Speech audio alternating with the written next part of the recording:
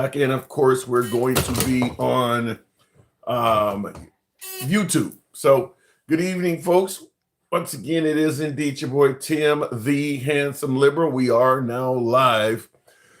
We're going to be discussing President Trump from the opposite angle that we've done, probably, so to speak, for the last week or so. There's been a lot of things President Trump has done that has been in the news that has gained him criticism. But I want to do it from the opposing side.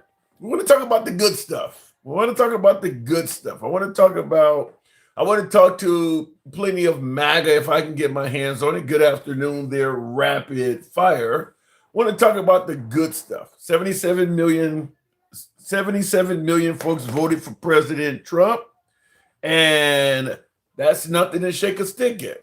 What led 77 million people to vote for Trump? Many are still suggesting that if they had to vote again, they'd do it all over again for President Trump. So we want to talk about accomplishments. We want to talk about the good stuff. He's been in office nearly a year. I mean, let's not get too exaggeratory. Let's just say he's been in office almost 9 months. So, been in office almost 9 months. Surely there has to be some good there, right? If folks are suggesting that he's the best president in U.S. history, or better yet, he's a GOAT, you've heard that, or even if you don't believe he's the best, but you believe he's doing a good job. Let's go with something more realistic. Folks believe that President Trump is doing a good job. Well, those are the folks we want to talk to. We want to talk to plenty of MAGA here. Because listen, we know the liberals do not like Trump.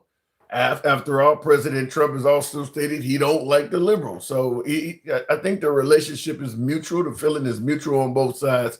I'm sure we'll get plenty of liberals up here as always, but I do want to talk to MAGA. I do want to hear from plenty of my Republican conservatives and, of course, MAGA. You know the program has always been MAGA friendly. We don't block, ban, or censor. You know how it is. So your politics are free to state here. They always have been. They always will be. Miss Mobetta says, request up MAGA. Yes, that's what, I should have had that on the actual monitor behind me, Miss Mobetta. That should have been up there. Request up MAGA. I like that. But that is what we're doing. I want to hear from some folks on the right as to why the favoritism, the love of Trump is still so significant, despite the controversy. There's a lot of controversy that orbits around Trump. And there has always been controversy orbiting around Trump since he came down the golden escalator. We'll talk about why that is, but we're going to go. You always see the funny comments. Bill Howell says, are you high? What the fuck, bro? Trump hates you. Fair enough. I'm not saying that Trump likes me whatsoever. And that doesn't fall on deaf ears, Bill. But just because President Trump does not like folks on the left, I'm assuming when you say he hates me, he hates me because I lean left. I'm assuming that's what you're saying. I'm assuming. And I see Bart in the comments says, yeah, this is ridiculous. Goodbye. So even discussing any have accomplished is enough to make him say, fuck it, I'm out of here. Look. This is where you get to come and speak. There has to be something there. After all, 77 million folks have supported President Trump. Are you suggesting that there is simply nothing redeemable about this president? There's just nothing there at all. We're going to talk about that. And I see the comments. 188 says you're cringe. So we can't even. There has to be something there. There has to be something there. 77 million folks voted for President Trump. Millions of folks are saying they still would vote for him.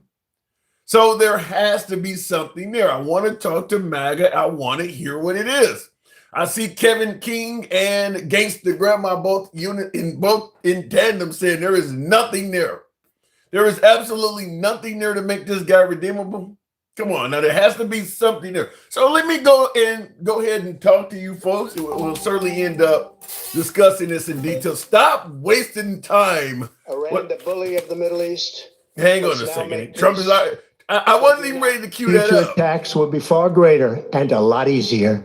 A short time ago, the U.S. military carried out massive precision strikes on the 3 key nuclear facilities in the Iranian regime: Fordow, Natanz, and Esfahan. Everybody heard those names for years as they built this horribly destructive enterprise. Our objective was the destruction of Iran's nuclear enrichment capacity and a stop to the nuclear threat posed by the world's #1 state sponsor of terror. Tonight, I can report to the world that the strikes were a spectacular military success. Iran's key nuclear enrichment facilities have been completely and totally obliterated. What about that? How many of you folks remember the constant use of the word obliterated by the Trump administration? Now, President Trump, with the assistance of the Israelis, bombed the Iranians' nuclear ambitions, bombed their nuclear program. As Trump says, it was obliterated. We're talking about President Trump, the good stuff. There has to be good things. There's 77 million folks. Is that not an accomplishment? Is that not an accomplishment? Even folks on the left side of the aisle did not favor letting President Trump, or better yet, letting Iran have a nuclear weapon. So President Trump is responsible, if you listen to him, for obliterating Iran's nuclear ambitions. But in more recent time, years of devastating war, this morning, President Trump celebrating a historic step toward peace, telling Fox, "This is more than Gaza. This is peace in the Middle East, and it's an incredible thing." Trump announcing on social media what he describes as the first phase of the peace plan, saying Hamas will release all of the hostages very soon. We think they'll all be coming back on Monday. So it looks like that's the thing. And that'll include the bodies of the dead. In return, Israel will withdraw its troops to an agreed upon line. It comes after months of tense negotiation. How's that not a good thing? Peace in the Middle East. We're getting the hostages back from Gaza. The people of Gaza, everybody's yelling free Palestine and talking about Benjamin Netanyahu is going too far. President Trump has brokered a ceasefire and a return of the hostages. We're talking about President Trump, the good stuff. We're talking about President Trump, the good stuff. Is that not an accomplishment? Is that not something that President Trump deserves some sort of credit for? We're talking about President Trump, the good stuff. It can't all be bad now, can it? But continuing on. You'll see it's a lot of the same thing, although the numbers here are really something. They're really bad. Now, we did send FBI in about 4 months ago to work, and it brought some of the numbers down, and they did a great job, but we're sending in the big force now. We also sent them into Chicago on a sort of a moderate basis, and we brought down crime a little bit in Chicago, but we're now going to bring it down very big. We're going to be doing Chicago probably next. Bringing down crime in major American cities. If you listen to Trump, he's brought down crime, according to Trump, in D.C., our nation's capital. According to President Trump, the crime rate is now dropping in places like Portland, Oregon, soon to be done so in Memphis, Tennessee, and, of course, Chicago, Illinois. Bringing down crime. That's saving lives. That's saving victims. How is that not a positive? How is that not part of President Trump's accomplishments? President Trump, the name of this program is indeed President Trump, the good stuff. I want to talk to some MAGA. I want to hear. There has to be something there. 77 million folks voted for President Trump. Many say they would do it all over again. There has to be something there. President Trump, the good stuff.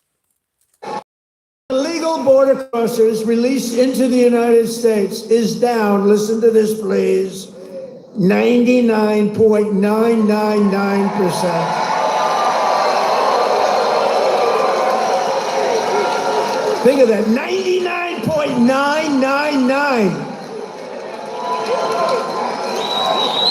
3 people got in. 3.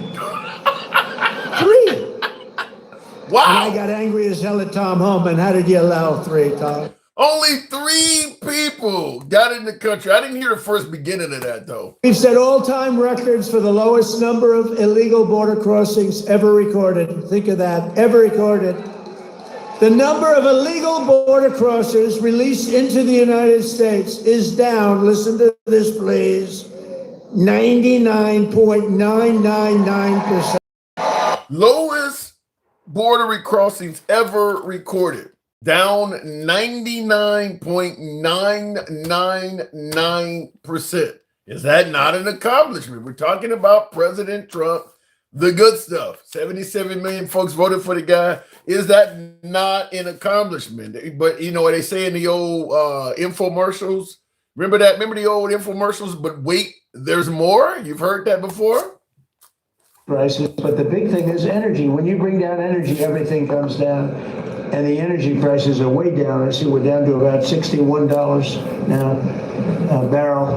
And what gasoline's going to be, I think gasoline's going to be below $2 at some point in the pretty near future. It's very low, much lower than it was under Sleepy Joe. $2 a gallon, under $2 a gallon, says President Trump. Gas is, he said, $61 a barrel. I remember under Biden, I think fuel had, or oil had topped over $100 a barrel. President Trump is saying it's under $61 a barrel. That's President Trump. Is that not an accomplishment? We're talking about the good stuff, talking about President Trump, the good stuff. So I do want to end up talking to you folks because, like I said, make no mistake about it, individuals are suggesting that there is no redeeming qualities of President Trump. I gave you several. Now in the comments, Harold Ehrman or Atman says, what's wrong with you? No, listen, I just want to run a program because I want to run this from a different angle because, listen, there's no shortage of, with Trump being such a controversial person, there's no shortage of, shows where we're criticizing President Trump. And there's probably not going to be any shortage of shows in the future where the president is being criticized. But he still has a colossal following. There has to be a reason why. So I want to talk to MAGA. I want to hear folks give me the good stuff. Nevertheless, I'm going to talk to some liberals as well. But I do want to find out why his following remains so strong with the liberals saying there's no redeeming qualities about him. He's a liar and deserves Kirk karma, says DJ on Instagram. Wow, or on YouTube, rather. He says Trump is a liar and he deserves Kirk karma. That's bad. That's horrible. I hope he sends the military to my town so they can take turns with my wife. No fun intended. That's a hell of a thing to say for somebody who's talking about they don't want to have fun. Let me go straight to the box. I cannot believe somebody just said something like that. I cannot believe somebody would say that. Wow, Stick the ruler. The Democrats are the devil, says K-Time. Well, we're going to be talking hopefully to some MAGA if I can get them over on TikTok. If you're on Instagram, we're also live on X. Good evening, Stick. Welcome. Better good afternoon. Welcome to the program. Hey, what's going on, Tim? How you doing? And not much of that. We talk about President Trump, the good stuff. Is it? Give me something that you think that is a. Wow, that's not a good. That's not a good sign. Hey, I got this thing where I call the good stuff. It's like ice cream and stuff that's sweet. Trump ain't sweet. You know what Trump would be if he was a food? Trump would be a pickled sausage, or just a pickle. Lori, let's go down the list. Is it not a good thing to secure the border so we know who is in our country? We don't have folks coming in here getting entitlement programs and all of that shit. Is that not an accomplishment of President Trump? No, I don't think that's an accomplishment of President Trump. I think that's an accomplishment of the Constitution and the people who actually follow the Constitution when it comes down to the border. So I don't give him anything. They had the first term he had, was it Title 92, whatever that junk was called? Okay. and you know, they have the asylum laws. He had the same laws as he does, you know, at that time and at the beginning of his presidency this time. So at the end of the day, he really hasn't done anything but show people we will be as cruel as possible to you if you come here. Don't come. Now, MAGA, they don't mind people suffering. They don't mind people, you know, being mistreated, especially if they're not a United States citizen. They don't care about it. And that's the difference between a person that has morals and a person that actually loves his country. They will follow the Constitution and the letter of the law. Wait a minute. Are you trying to indicate by some way, fashion, or form that our current Commander-in-Chief, President Trump, does not love his country? And for my YouTube folks, smash that like button. It helps out with the algorithm. If you're watching on YouTube in particular, smash that like button. What are you trying to say? Trump don't like the country? No, he don't like the country. I mean, he allowing Qatar to have a goddamn base over here, a military base. Yeah, but it's an Air Force base at that.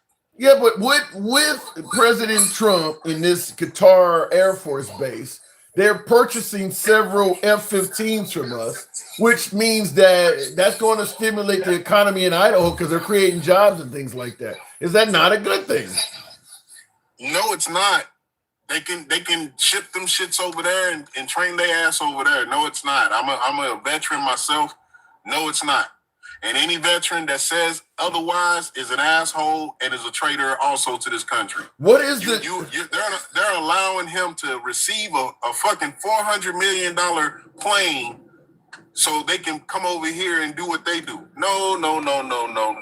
That's not how we get down. Well, in defense of President Trump, there is no actual evidence that this base that is being erected in Idaho had anything to do with the jet. No, it has it. It really does. If you got common sense says they never had one in his first term. He didn't get a jet in his first term, but now he got this big, massive ass $400 million jet. Now they got a goddamn airspace base, whatever you want to call it, Air Force base. No, I'm not on that. It ain't nobody gonna tell me otherwise. How about now? Where RV USA in the comments says they're just allowing their pilots to train there. He says, I'm a trainer and we've done that for decades. We've actually, and I had a veteran come on the program yesterday and say something similar. Like, we had other folks from other countries do something similar. Yep. We had Afghanistan do something similar. How you feel about Afghanistan? We've had the Saudis. How you feel about the Saudis? We've had the even some of the Russians at one time came over and was trained. So at the end of the day, all the people that I'm naming, we don't have good relations with these people. Yeah, but it hasn't really. They turned around and used our training against us. I mean, unfortunately, that can happen because we trained the Iranians how to fly F-14s back in the late 70s, and that hasn't worked well either. But I mean, that can happen. Relationships come and go. It's not about a relationship. It's about who was in charge, who allowed the shit to go down, and who's getting basically a leg up. It's all of it points to Donald Trump. And at the end of the day, if it comes back just like it did with Bin Laden, when they got trained, because we was against the Russians at that point, you know, Charlie Wilson's WAR, okay. then guess what? We got what we got with the Saudis. And we got what we got with the Afghanis. But in regards to Qatar, they're not currently an adversary of ours. So, I mean, that could strengthen our relationship with a country in the Middle East. As Trump said, he's working on peace in the Middle East. Man, Trump just allowed Netanyahu to do strikes on them people. There was a such thing as, October 7th did happen. So that don't even mean anything. Like Qatar was not Hamas. If they got an age group over there, it still ain't got nothing to do with Qatar at the moment. But again, we're supposed to be friends with the Israelis, and we're supposed to be friends with Qatar. And then our friend goes and does that to another friend. Like, come on, Tim. I mean, like, pay but attention. President Trump was able to broker peace between not only the Israelis and the Palestinians, but even Netanyahu apologized to Qatar in their undecent terms. I mean, Trump is he's actually cleaning things up in the Middle East. Man, he ain't cleaning up nothing. He's causing the chaos. At the end of the day, when he opened his mouth about who's gonna whose side he had and all of that, and he just opened his mouth, and then on top of that again, he opened his mouth when he said he felt like the election was rigged in his favor. So they all knew who was gonna win, and they all already knew what he thought, and they already knew what he was gonna do. Even when it comes down to Ukraine, he did everything he said he was gonna do. He kept funding from him. He kept backing Putin. He clapped him down the runway, clapped all the way till he got to him. You know, stuck his hand out first, rolled out the red carpet, had our military. But Stick, there is a lot of folks. I mean, like I said, 77 million voted for Trump. Trump promised that he was going to stop backing the Ukraine and sending our money overseas. I mean, that's what the people wanted. He didn't do anything that the people didn't want. Promises made, promises kept. And now, I want to hear from you. I know you like to play devil's advocate. And now, what is he doing? Right now, he's upset that Russia has kind of went over their boundaries, so he's a little bit upset with Russia. He's kind of softened on the Ukraine, but at the same time, he promised to stop sending money over there, and he actually did that. The weapons that Ukraine are getting now, they're being paid for by NATO member states. No, time out. Number one, yes, he did stop. He did give Putin a leg up. Yeah, we're gonna say it the right way. He gave Putin a leg up. But then once Putin went over there and got with his other homeboys, you know, Xi Jinping, you know what I'm saying? They met and had a conversation. You know, India and North Korea. They ain't just have a conversation. They showed everybody, they showed the world, if y'all want to fuck with us, come on and fuck with us and see what you get. Including your ass, Trump. You as an outsider. We the cool kids. Stay your ass over there. Well, Trump is an alpha male, Stick. Trump is not going to be deterred or he's not fearful of four guys meeting. Stop it. Trump, once he seen that, Trump went hiding. We thought it was about the Epstein files. How did he go in hiding? You're telling me he went in hiding, yet just last night he knocked another 100% tariffs on the Chinese. No. You know what he did? No. I'm talking about when they all got together. Trump went in hiding. He got sick. That hurt his feelings. Like his ankles got swole. His heart was palpitating. Like he seen what he thought was his best friend over there with the other people who he just like really don't really get along with him, but he plays like, okay, we get along. But you know, that's the cool kids. Trump is the little nerdy little boy that can't play basketball. He can't play football. His wait a minute. Ankles are bad. He's overweight. He can't run up and down the court to play basketball. He can't do nothing. Those are the cool kids now. Wait a minute. You're calling our adversaries the cool kids while insulting our president. Are you being anti-American, Stick? No, I'm not being anti-American. I'm telling you the truth. That's what they did to him. If you look at the old high school movies and you go look at like... Let me hang up on that. Go ahead. I had a call. Go ahead. You remember on Cooley High, like Coach Cheese was the dude?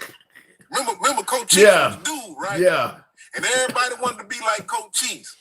And then you had the little nerdy dude with the glasses following Coach Cheese around trying to... That's Trump. I don't know. I see the girl, all these in the hallway. Coach Cheese is he making out with his old lady. The dude with the glasses is looking at Coach Cheese and looking at the girl looking at him like, man, you better not try to touch me. Okay. So, all these.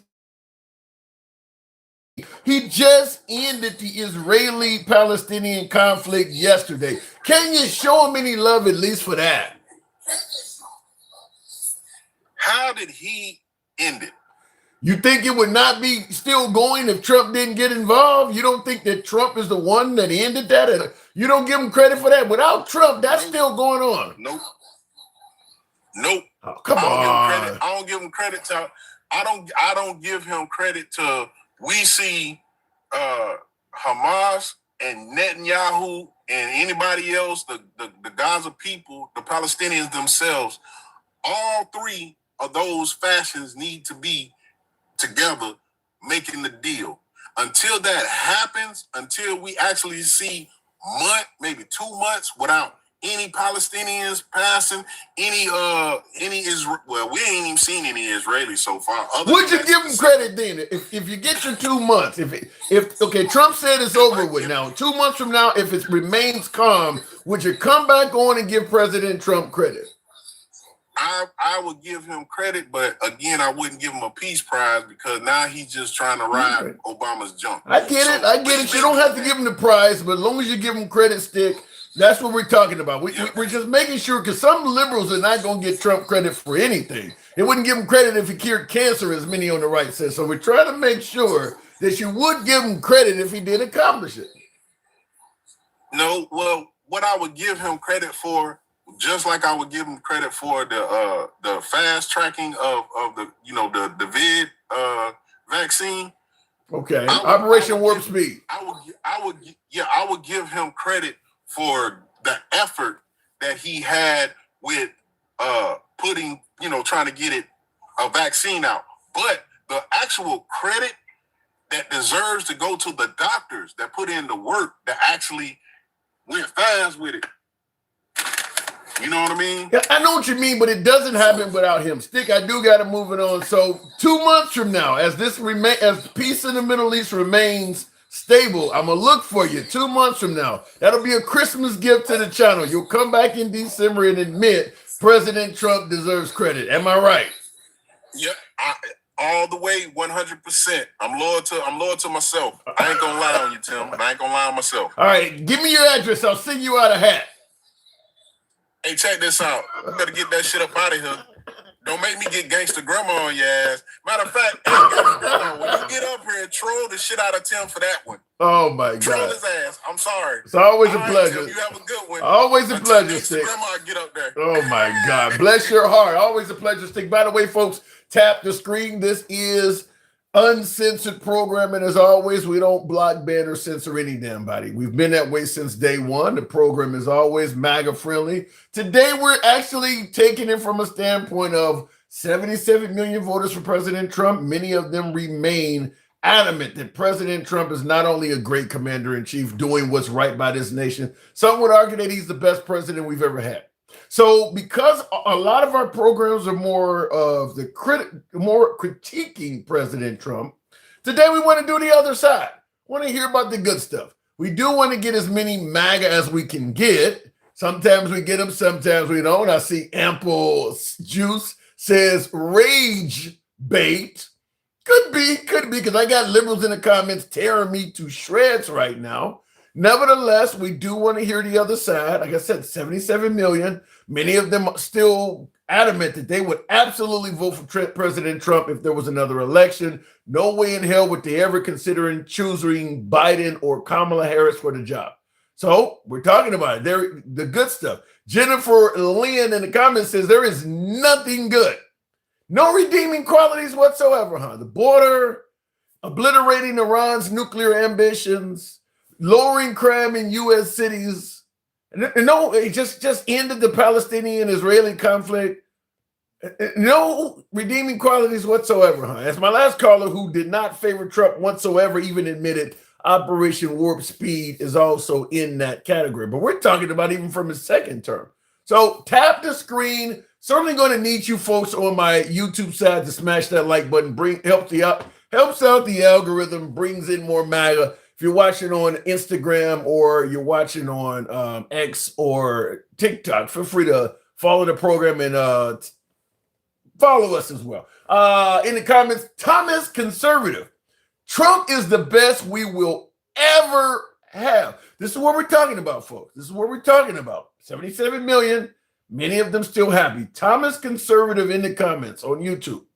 Trump is the best we will ever have. Not the best we have, not doing a good job, the best we will ever have. From 1776 on throughout the future, the best we will ever have. Want to find out from you folks. So tap the screen. Going to the next comment. Debbie McGee says nauseating. Wow. Miss Mo Better follows up by saying bullshit.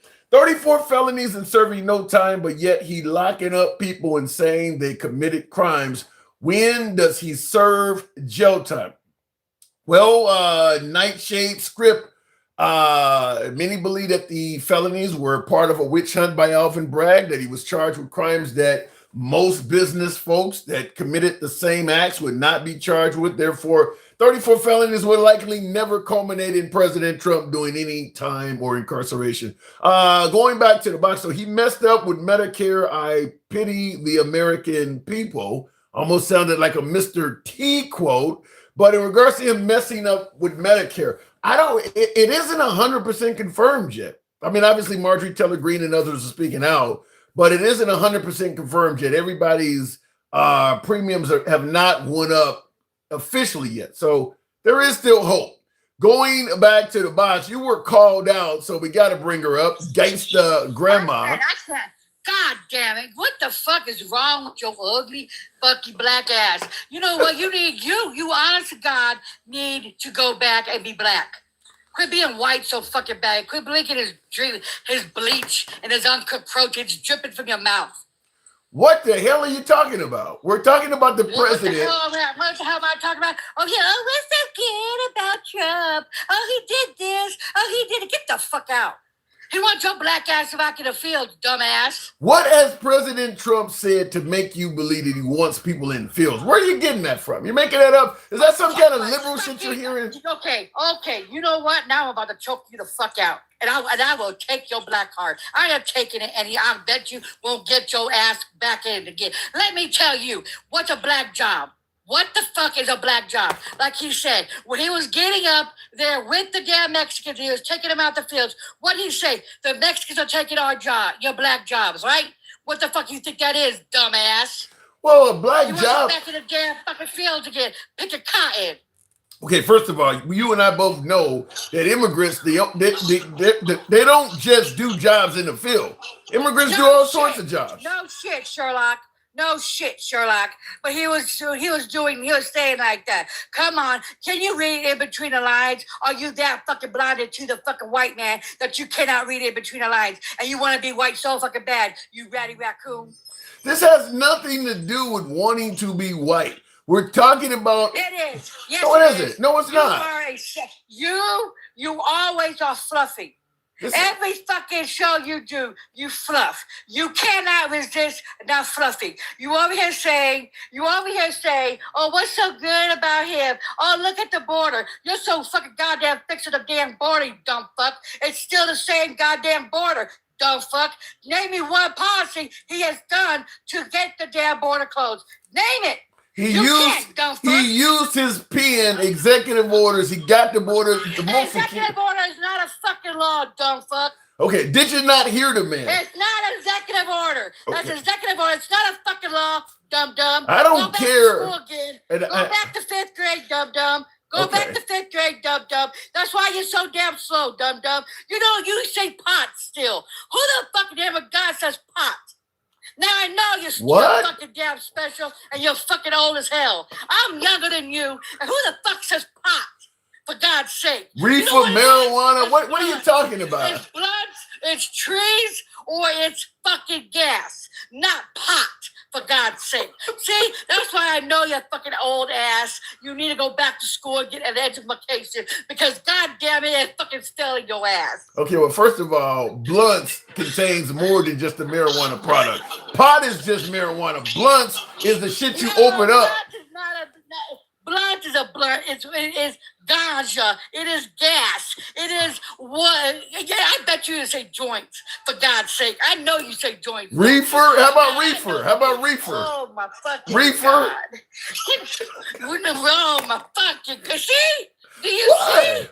Because that's why I know. That's why you know what you're criticizing me because I don't. You're criticizing me because I don't know the modern. Hang on. Look. You a black man in a white man's fucking mind, thinking that this man likes your ugly ass, thinking that he's not gonna put you in a fucking tree, thinking he loves your fat ass, and he really doesn't love you, Tim. He wants you in a tree or in the fucking field, and then you over here cock blocking for, saying, "Oh, this is what he's doing so good," and you always bring up the border, but yet your black ass would never tell me what policy he has done. All you can say, "Oh, he ate the pen and he wrote something out. He wrote something." That's not the law, Boogie. Okay, So tell me okay. what it is. And Timothy Travis, I see you saying people are getting tired of Tim playing devil's advocate. I'm just simply here to talk about the accomplishments of President Trump. It can't be all He bad. hasn't done nothing. Tell me. You know what he hasn't done shit. What is he doing? He's bringing the damn armies and shit up in blue states. But when you know goddamn good and well, the red states are the ones that are fucking it up. You're not giving him mass pew in Mississippi. Where's the guard now then, huh? You're not giving him any credit at all for just coming up with a ceasefire between Israel and Palestinians. Oh, here you go with the biggest fluff ever. What's in it for him? To put gold streets in Gaza? It doesn't. You know something. If you're ending war that might save my life, I don't give a damn what's in it for you. I'm giving you credit for doing it. He hasn't done shit. Something's in it for him. I'm sorry, Tim. I'm taking your cock out your mouth and making our lady. I'm sorry, but you know what? No, you are going to come to the black side, or you keep your black ass in the white side. I want you to listen to the president. No, I really don't want to hear. You need to listen. Ugly ass mouth. I really don't. I truly don't. I You ratty raccoons. I think you're in a standpoint, or you're in a position where you're not going to give this man credit for anything. Like they say, he can cure cancer. Why would I give him credit? He knows. I'm signing a presidential memorandum to establish. Wait, say that again. So special. He will not. He won't do something unless something is in it for him.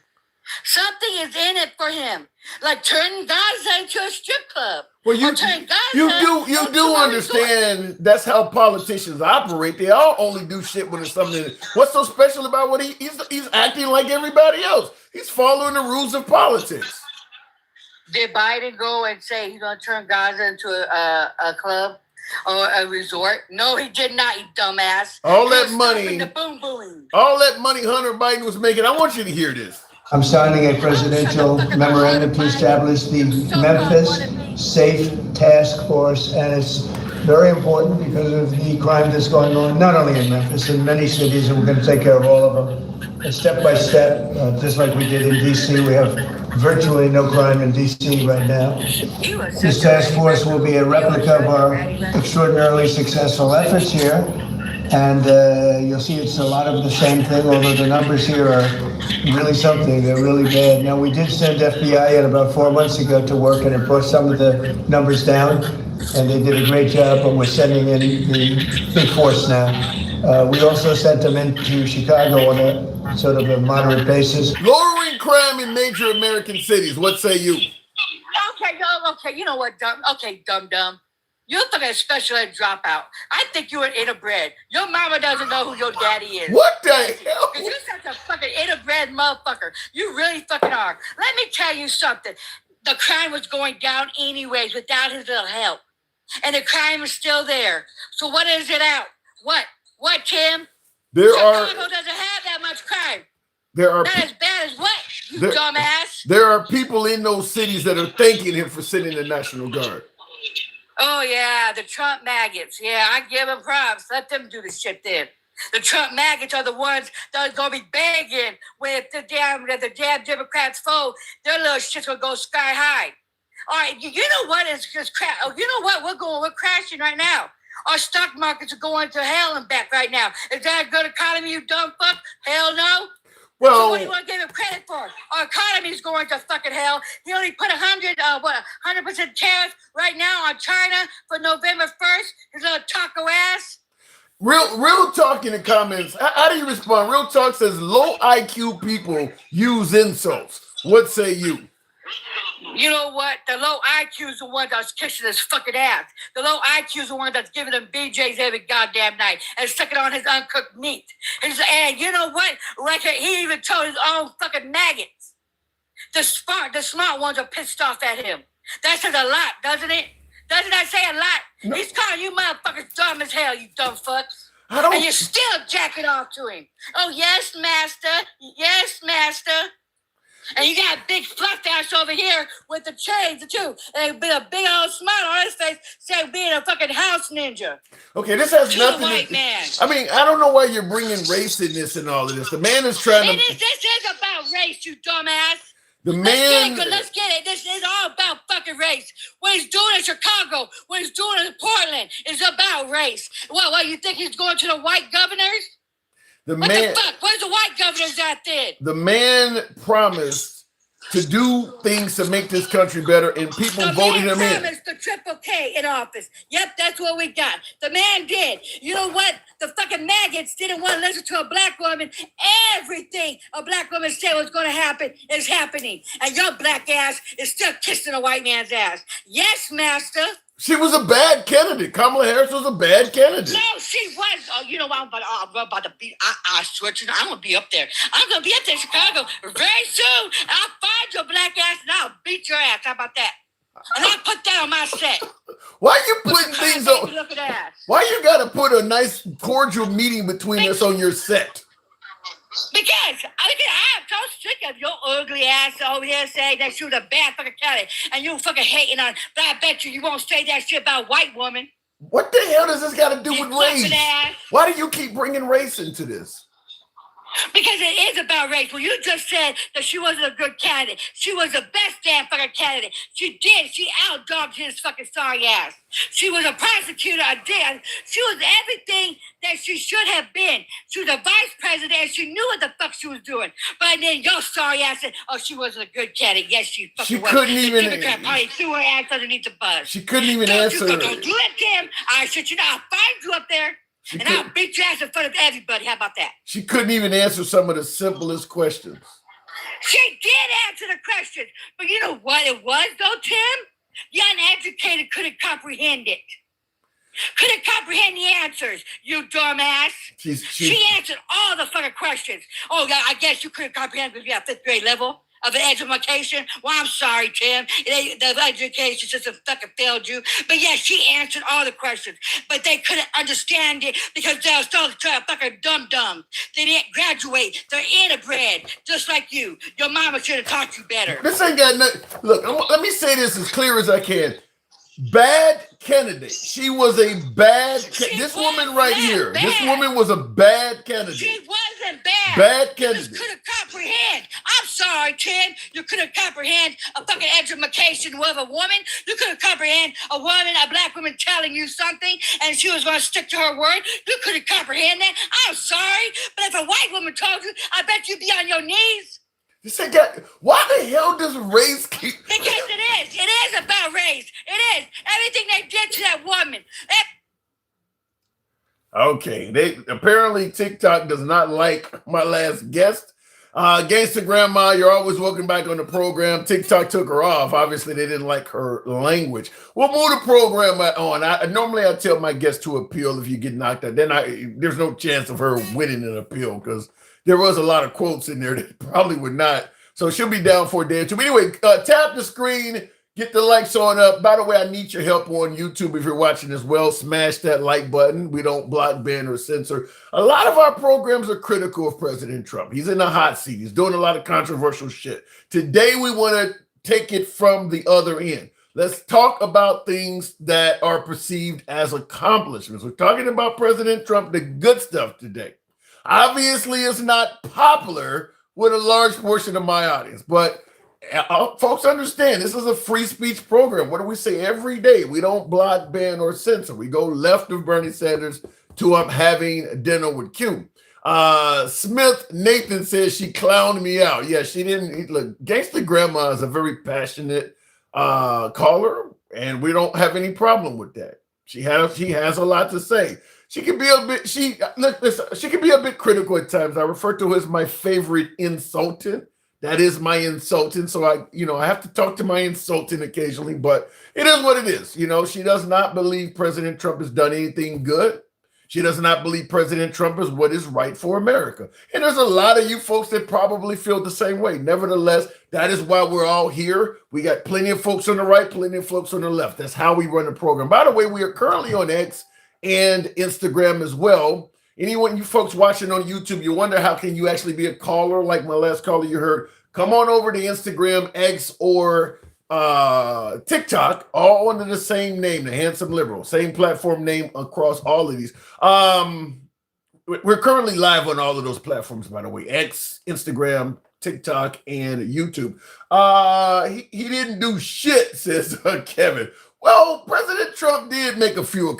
President Trump has done things. As I stated, 77 million voted for him. Many say that they would still vote for him again.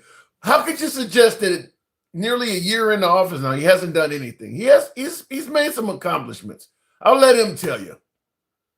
Records for the lowest number of illegal border crossings ever recorded. Think of that, ever recorded.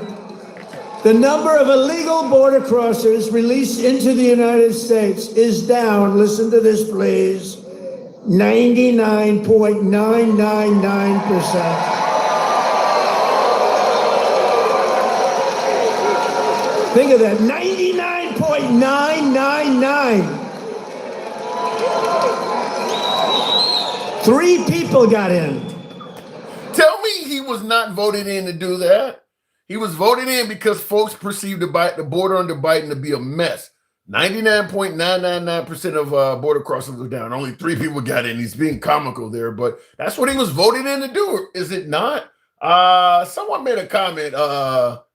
Easy Take says, my guy, you are 102% African with a 2% margin of error. Trump and the elite have their own club and you are not invited. True. I'm not going to disagree with that. But I don't believe that I would be invited to a lot of liberal. You think Nancy Pelosi is going to let me in her club? So it happens on both sides of the fence. It does happen on both sides. I don't think I would be invited to a Nancy Pelosi gathering. You can do Spotify as well. That's how Joe Rogan. Right. All right, T2. I will absolutely remember you said that and take that in consideration after the show is over. If your stock has gone down, then you don't put all money in the stock market, says Rose Hanks. Going back to the box, though, tap the screen. Get us on up to 25,000. We'll take the next call at 20,000. Get in the comments real quick. Her set is set of teeth. You're referring to my last caller. Oh, my Lord. She might be the illegal migrants that are receiving full benefits. Take it away. Okay, I'm going to leave it alone. Where is the healthcare plan? Where is the money we save from the tariffs? What about Doge? Well, I don't think Trump really even campaigned this time on doing much to improve healthcare. Last go round, it was repeal and replace Obamacare. He didn't even campaign about improving healthcare this time. So I'm with you, though, King. He should have, but he didn't even campaign on that. Now, when you say where's the money saved from the tariffs, it's still in the infant stages. Same way with Doge. I mean, the money saved from Doge could have been used to pay down the deficit, could have been used to purchase these new F-47 jets. It's still in the infancy stages. So we'll see. He should have to explain that. I agree with that. But it just happened. So you got to get a good time. He just been in there. He just got in there.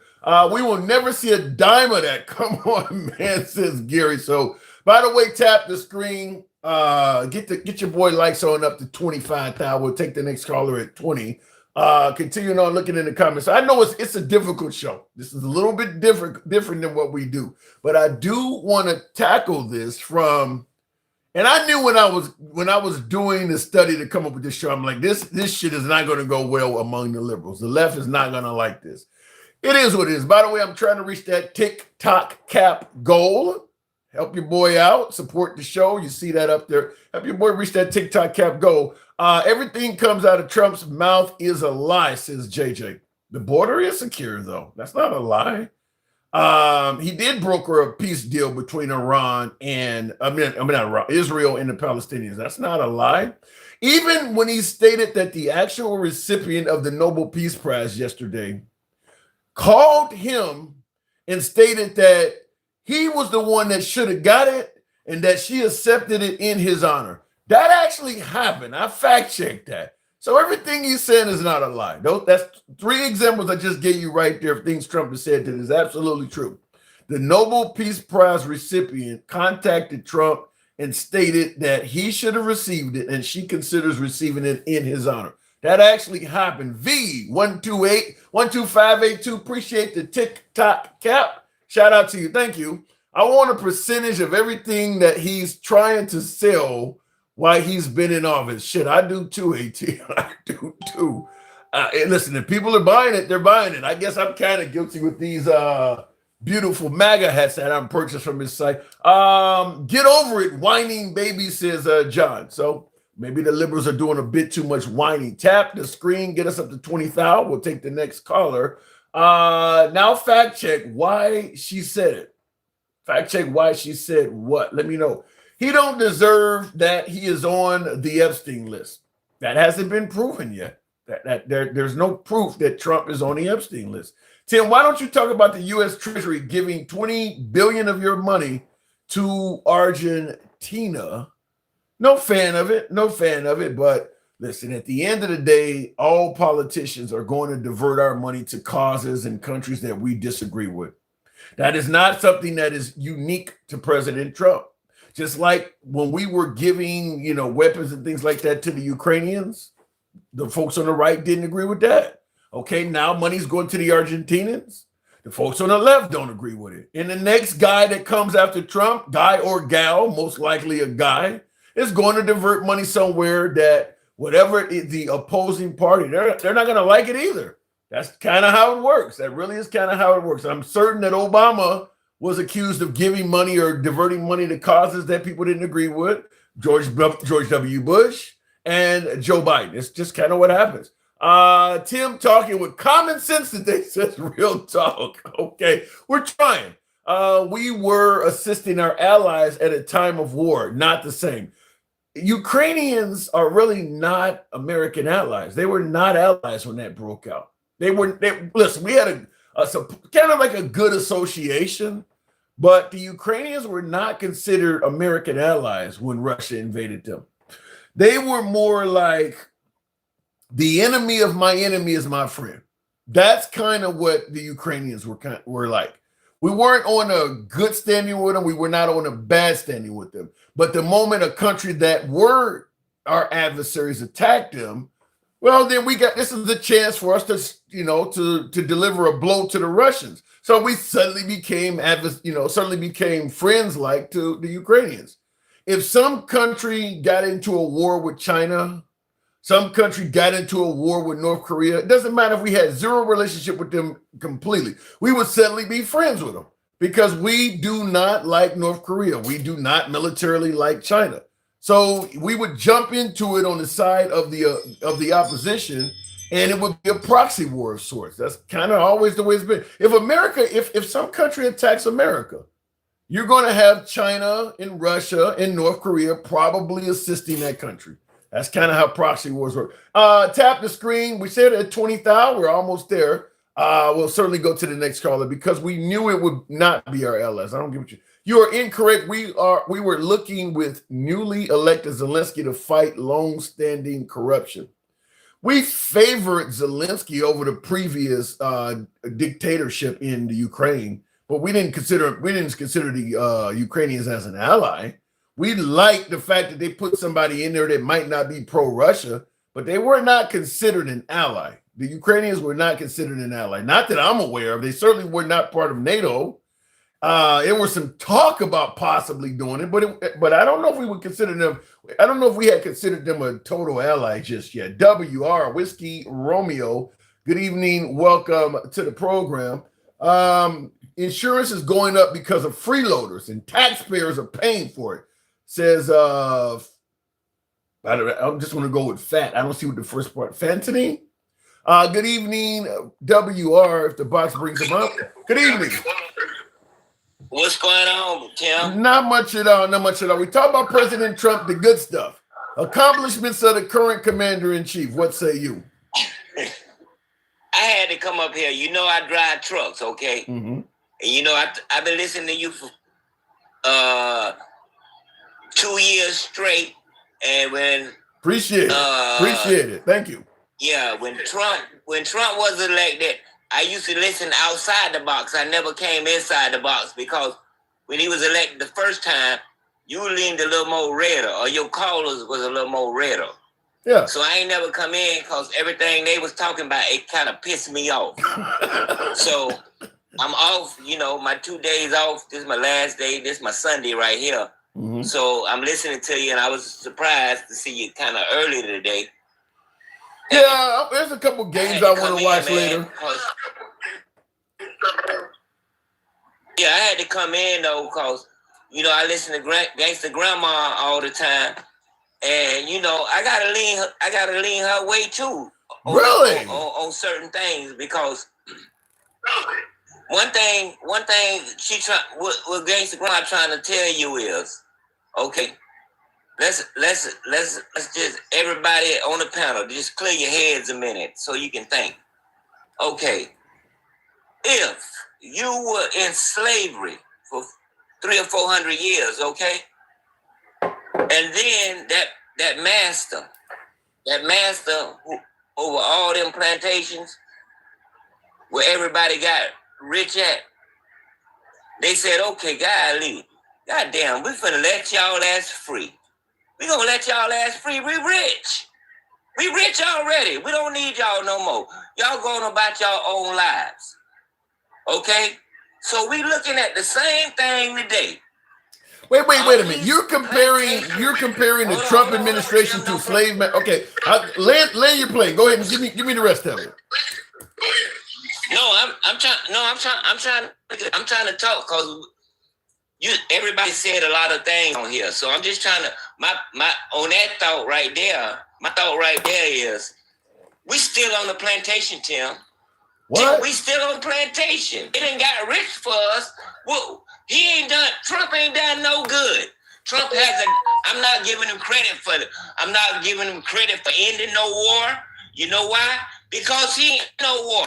The people had to put pressure from the United Nations, and they had to go have them separate meetings without America, without Trump, to end this stuff, because he know if he don't step in right now, he's gonna look like shit, because they're gonna help them. They are gonna help them. Okay? I think you're wait a minute. You're bringing up slaves and plantation. Trump ain't got nothing to do with that stuff. I'm not saying that. Why'd it come up?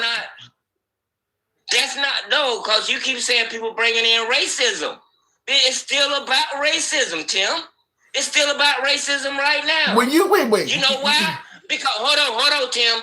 He get a jet from these people we ain't supposed to accept it from. He's gonna let them come over here and build whatever they want to build, to do whatever they want to do with the military. Okay? But he's still sending immigrants back. He's going to get what that look like. That look like only the rich people can come in here. You know what we in. You know we in authoritarianism. I don't know. You support these people. Support these people under free speech. I don't know where you. I don't know where free speech platform you got. You lost me when you started saying we're still in at the plantation and things like that. I mean, when you think about how African Americans were treated and how they lived when they were on the plantation, how are you going to make that comparison under the Trump administration? I'm going to make it, Tim. I'm going to make it. You know why? Because they won't raise the minimum wage, so you won't have to live check by check every week. You still on the plantation, Tim. Two things. Two things. Go ahead. First of all, the people working for the minimum wage are not just black. Second thing is there's a hell of a lot of African Americans, including myself, that make way more than the minimum wage. Most Americans don't make the minimum wage. I make more than then the why minimum wage. Then why bring it up? What? Let's take the word minimum wage out. Just take the word minimum wage out. Okay? Just say I make this a certain amount a week. Is that still getting you by every week without having to stress? Your dog gets sick, your bird gets sick. I got birds. They get sick. No, I don't. You know what I'm saying? Look, I don't disagree with you. I don't disagree with you that people are struggling and the cost of living is up. But that doesn't apply. That's not just black people. That's everybody. And then if Jesus called me, if Jesus called me to run this country, you know what I would have did? What? Just like I said I would do. End the war the first day. Wait. I would end the war on the first day. Trump, when he said when he came in office, he was going to end the wars the first day. Jesus ain't saying nobody like that. Well, He said that. I get that. I get he overpromised and exaggerated, but he was trying to make every effort to end the war. I mean, he was announcing it and being transparent every step of the way that he was trying to end the war. No, he wasn't. Only reason we heard this is because we got social media. Why the news? Why the world ain't getting this? Why the world ain't getting on the news? Everybody, you already know this man is spreading propaganda to his base.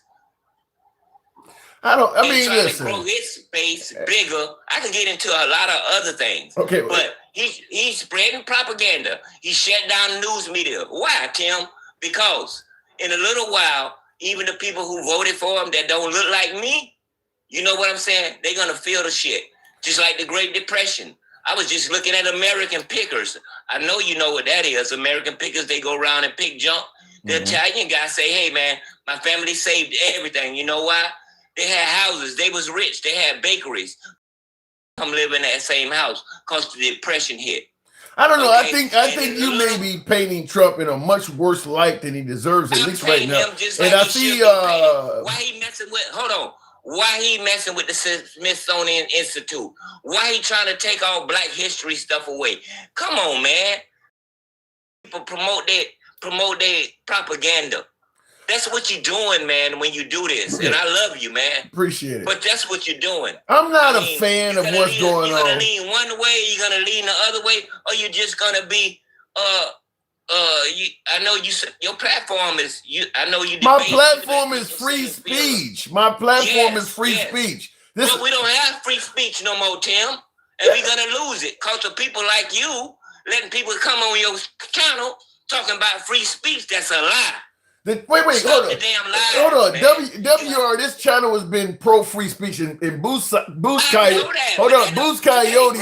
Okay, hang on. Let's have a conversation. Let's have a conversation. You're talking about Boost Coyote. Now, Boost Coyote is saying this guy should join the circus. I hope you're joining the circus. Now, the free speech part. I know Trump has made some threatening comments about free speech, but right now, you do have free speech. You haven't lost your freedom of speech right now. It don't. Everything moves slow. It's just like stagflation. Look at your toilet paper. Go buy the same Angel Soft in the go buy the Angel Soft now. It ain't as soft. It's soft, but it tear up now when you wipe your ass. Go buy a hamburger from McDonald's, and look how smaller. It shrank a little bit. It don't look like it. Look how small that little double cheeseburger is. You know, I went and brought from Jimbo's last night. My mama's birthday. She 80, I think she's 87, 86, 87. We went and ate the little pulled pork sandwich. It looked like a slider. It's called shrinkflation. It's called shrinkflation. Deacon Holmes Deacon Holmes, stagflation. Well, but I'm talking about stagflation. What you talking about is say you still got your freedom of speech. Yeah, for now, cause stagflation. Well, I'm just simply saying stagflation ain't just with groceries and prices and everything. Stagflation. Until you lose freedom of speech, what you're saying is just an accusation. Deacon Holmes says, "Why do Black folks always cry about being victims?" What say you? Why do Black folks cry about? Why do Black folks? He white? That's a white man. I'm assuming he ain't black. I'm assuming he's not black. Tell him to go kick some rocks and figure it out his own damn self. Tell him to skim some oyster shells across the river and count them how many times he can skip them. I ain't got time for them. I don't get into that. I don't teach them foolishness, bro. Motherfuckers crazy as hell. Okay. Yeah, man. Let me ask it to you this way. Has Trump done anything at all good for America that you could give him credit for? Anything? Only thing I'm gonna say, if Trump reverse his role and start and reverse everything he did, maybe he would have done something good. But all that bad can't account for one good goddamn thing. My mama used to always tell me that. My daddy always told me that. Because you did one thing good, you need to do everything good. You want to have integrity. You want people to look at you and say, hey, that's a nice person. Or you want people to look at you and say, look at that bum. Look at that hobo. I got 77 million people. Look at that hypocrite. Don't trust him. I got 77 million people that would disagree with you. I got less. Come on, man. You got less. Talk about that You too. got less. That's what I wanted to talk about. I'm happy you said that. Them 77 million people is not really 77. It might have been 67. I'm going to tell you that now. Because if it wasn't, he wouldn't be trying so hard right now like he did the first time. And then with the voting booths, with making all these laws where women can't vote. Now they want to get that purple and opal. You know what that is? Purple and opal. I've heard about it. The purple movement is when women in the 20s couldn't vote and their husbands had voted for who they wanted to, but the women didn't have the right. They had a pendant. It was a purple heart with opal rings around it, and they wore it. The husbands didn't know what it was. You know why? Because they had to go. They was the resistance. They wanted their rights. Now they done fucked up. Now they want them again, and they want everybody to come help them. Yeah, but give me an example of how women are not losing rights under Trump. What rights are women losing under Trump? He done changed the criteria. You know this. Give me an example. He changed the criteria for women to vote. Now they make it harder. They got to go get their last name. If they can't have their husband name, they got to. Come on, man. How many people gonna do that? How many people getting old? And how many people are really up on technology? Except this new generation, they trying to usher in with CK the same thing. I got. While you're talking about women in voting, I got Peggy Rose, who obviously is a woman. Peggy Rose says women can vote. He isn't stopping them. So what are you talking about? You just gotta wait and see. Just like when your groceries run low. Tell Peggy when her groceries run lower and her Acom bill and her premiums for insurance and everything double, and you can't afford it. When they take away or cut the Medicare and Medicaid, and you can't take care of your people that's in the hospital and nursing homes, tell her to go skin some shells across the river, just like I told that other dude. I'm just gonna say this. That's how we lost the election, because we wasn't focusing on when they was doing all that backhand stuff with the voting machines and all that. Votes burning, people burning ballots, and how do you respond to ain't no way in the comments says that you're speaking purely out of emotions driven by media. How do you respond to that? I'm speaking out of Black history, because I'm living in my grandmama's house, and she had it for 1932, and it wasn't nothing but woods around here. And now I see the gentrification coming in. When they move Publix in your neighborhood, bro, when they tear down the projects and move Publix in your neighborhood, it's a change of time. So tell them to just watch for the subtle stuff. All right. I mean, I ain't answer her with the way she wanted me to answer her. It's okay, because I don't even play with him no more. I'm done with that. All right. We got to focus on what's going on in his next election. We got to get up there and vote. The man ain't done nothing good. Oh, he did more bad than he did good. He gonna let the rich aliens in and come build him something and take their airplane. People we ain't even friends with come down here and do what they want to do, but he gonna kick everybody else out. And if they can't see that, they wide eye shut. Eyes wide shut. You're talking about eyes wide shut. WR, I do got to move it on. I appreciate you coming through. All right, man. I love you. Appreciate it. Same. My door's always open to you, man. Good talk. Thank you. By the way, folks, tap the screen. Help your boy get that TikTok cap go. I know this is a tough show for a lot of my viewers. I get it. We're talking about the good of President Trump. And my last caller was correct, but because he said he used to, he's been watching since the Biden administration, obviously, and he is correct.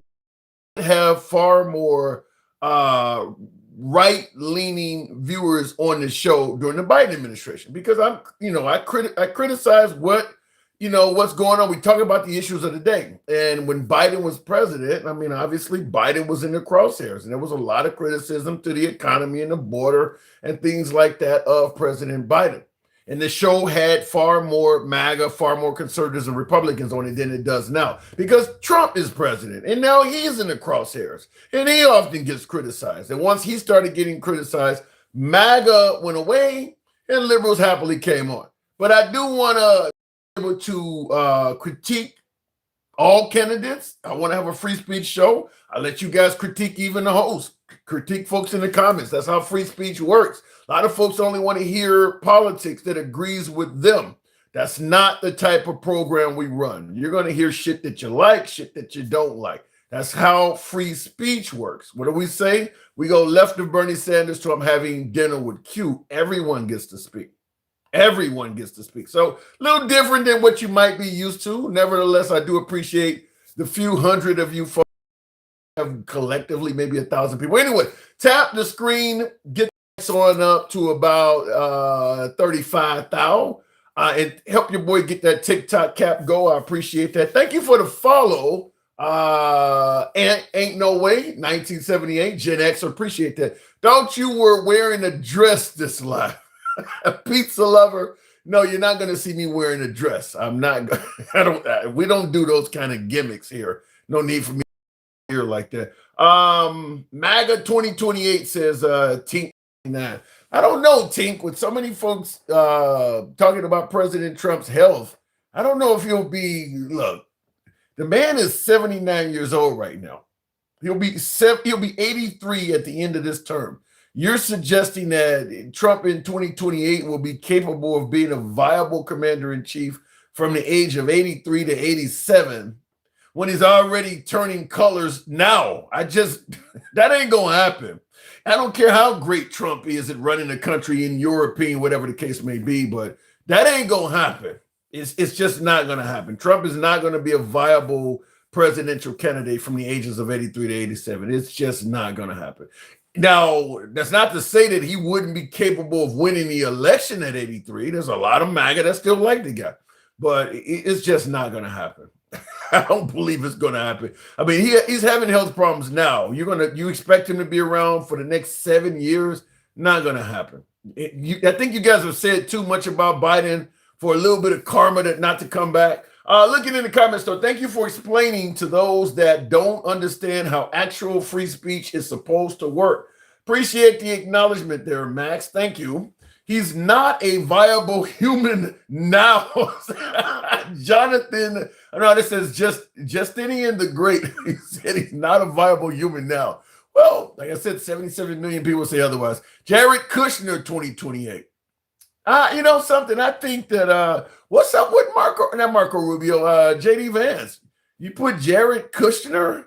Wow, Jared Kushner. Huh? Tap the screen, get us on up to 35,000. We'll take the next caller there. I will say you do what some Republicans, the handsome conservative, your comment got chopped off. Let me know what the rest of that is. Help your boy get that TikTok cap go. I know how this program is. It's probably going to be hard as hell here. There's not a lot of folks that favor the way this is being ran, but support the program where you can. It helps out.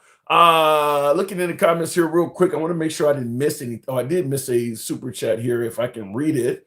Wow, he lives in his grandmama's basement, says Boss Boost Coyote, not Boss Boost Coyote, in reference to my last caller. He did say that. I don't know if he was actually meaning that. You're black and you like Trump, says Jacob. Well, no, being honest, I lean left of center. If you watch the show frequently, you got to watch it a little bit more. But I do want to talk to the folks because we're talking about the good of Trump. Living in my grandma's house, shit, says Co-op Cooper.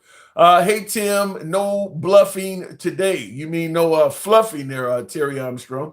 Well, I hope we found another candidate other than Vance. And no, we don't need Zionist Kushner. Damn.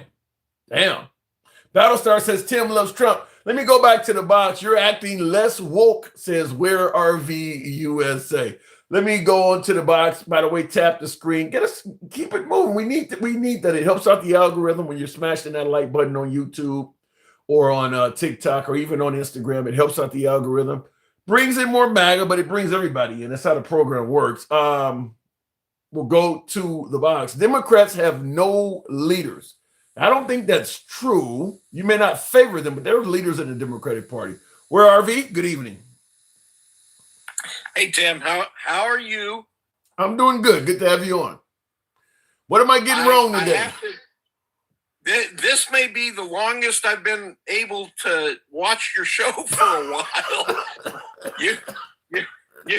You used to be hard on conservatives. You're coming back to the middle, and I appreciate that. Thank you. Well, listen, I do with a president that had a 77 million voter base, and folks are still saying that he is not only a good president, but some argue he's the best of all time. I do want to have a program from a standpoint of talking about what is there that so many people, millions of people, favor from President Trump. I thought it was a decent topic. I think, speaking as a conservative, what I'm enjoying is the fact that I've got somebody sitting in that chair that is promoting the 80-20 subjects, right? He is backing the subjects that 80% of the country seem to align with.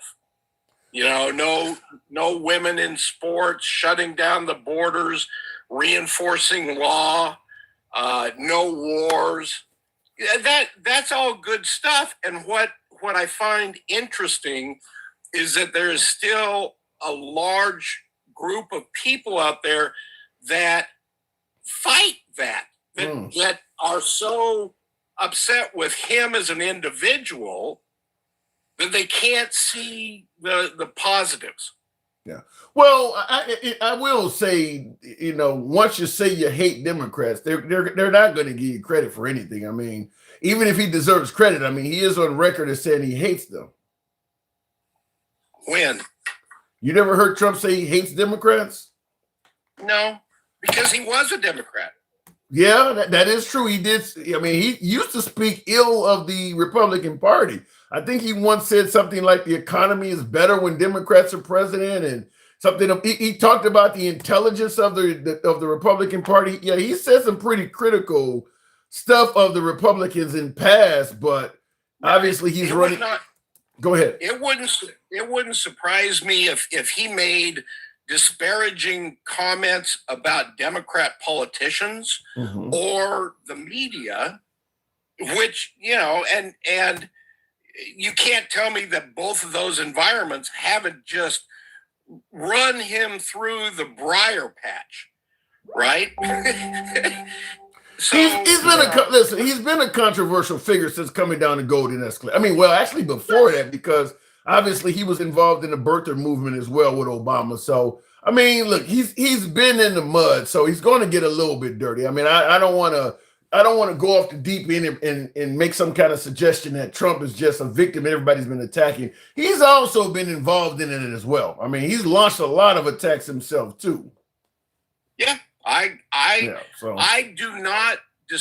don't dispute that, but I think in Trump 2.0, the second term, he is taking a stance that you're on one side of the fence or the other.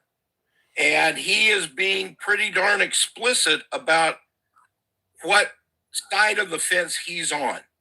And I think, quite frankly, he's trying to expose the people that are arguing for the other side of the fence and how illogical that is.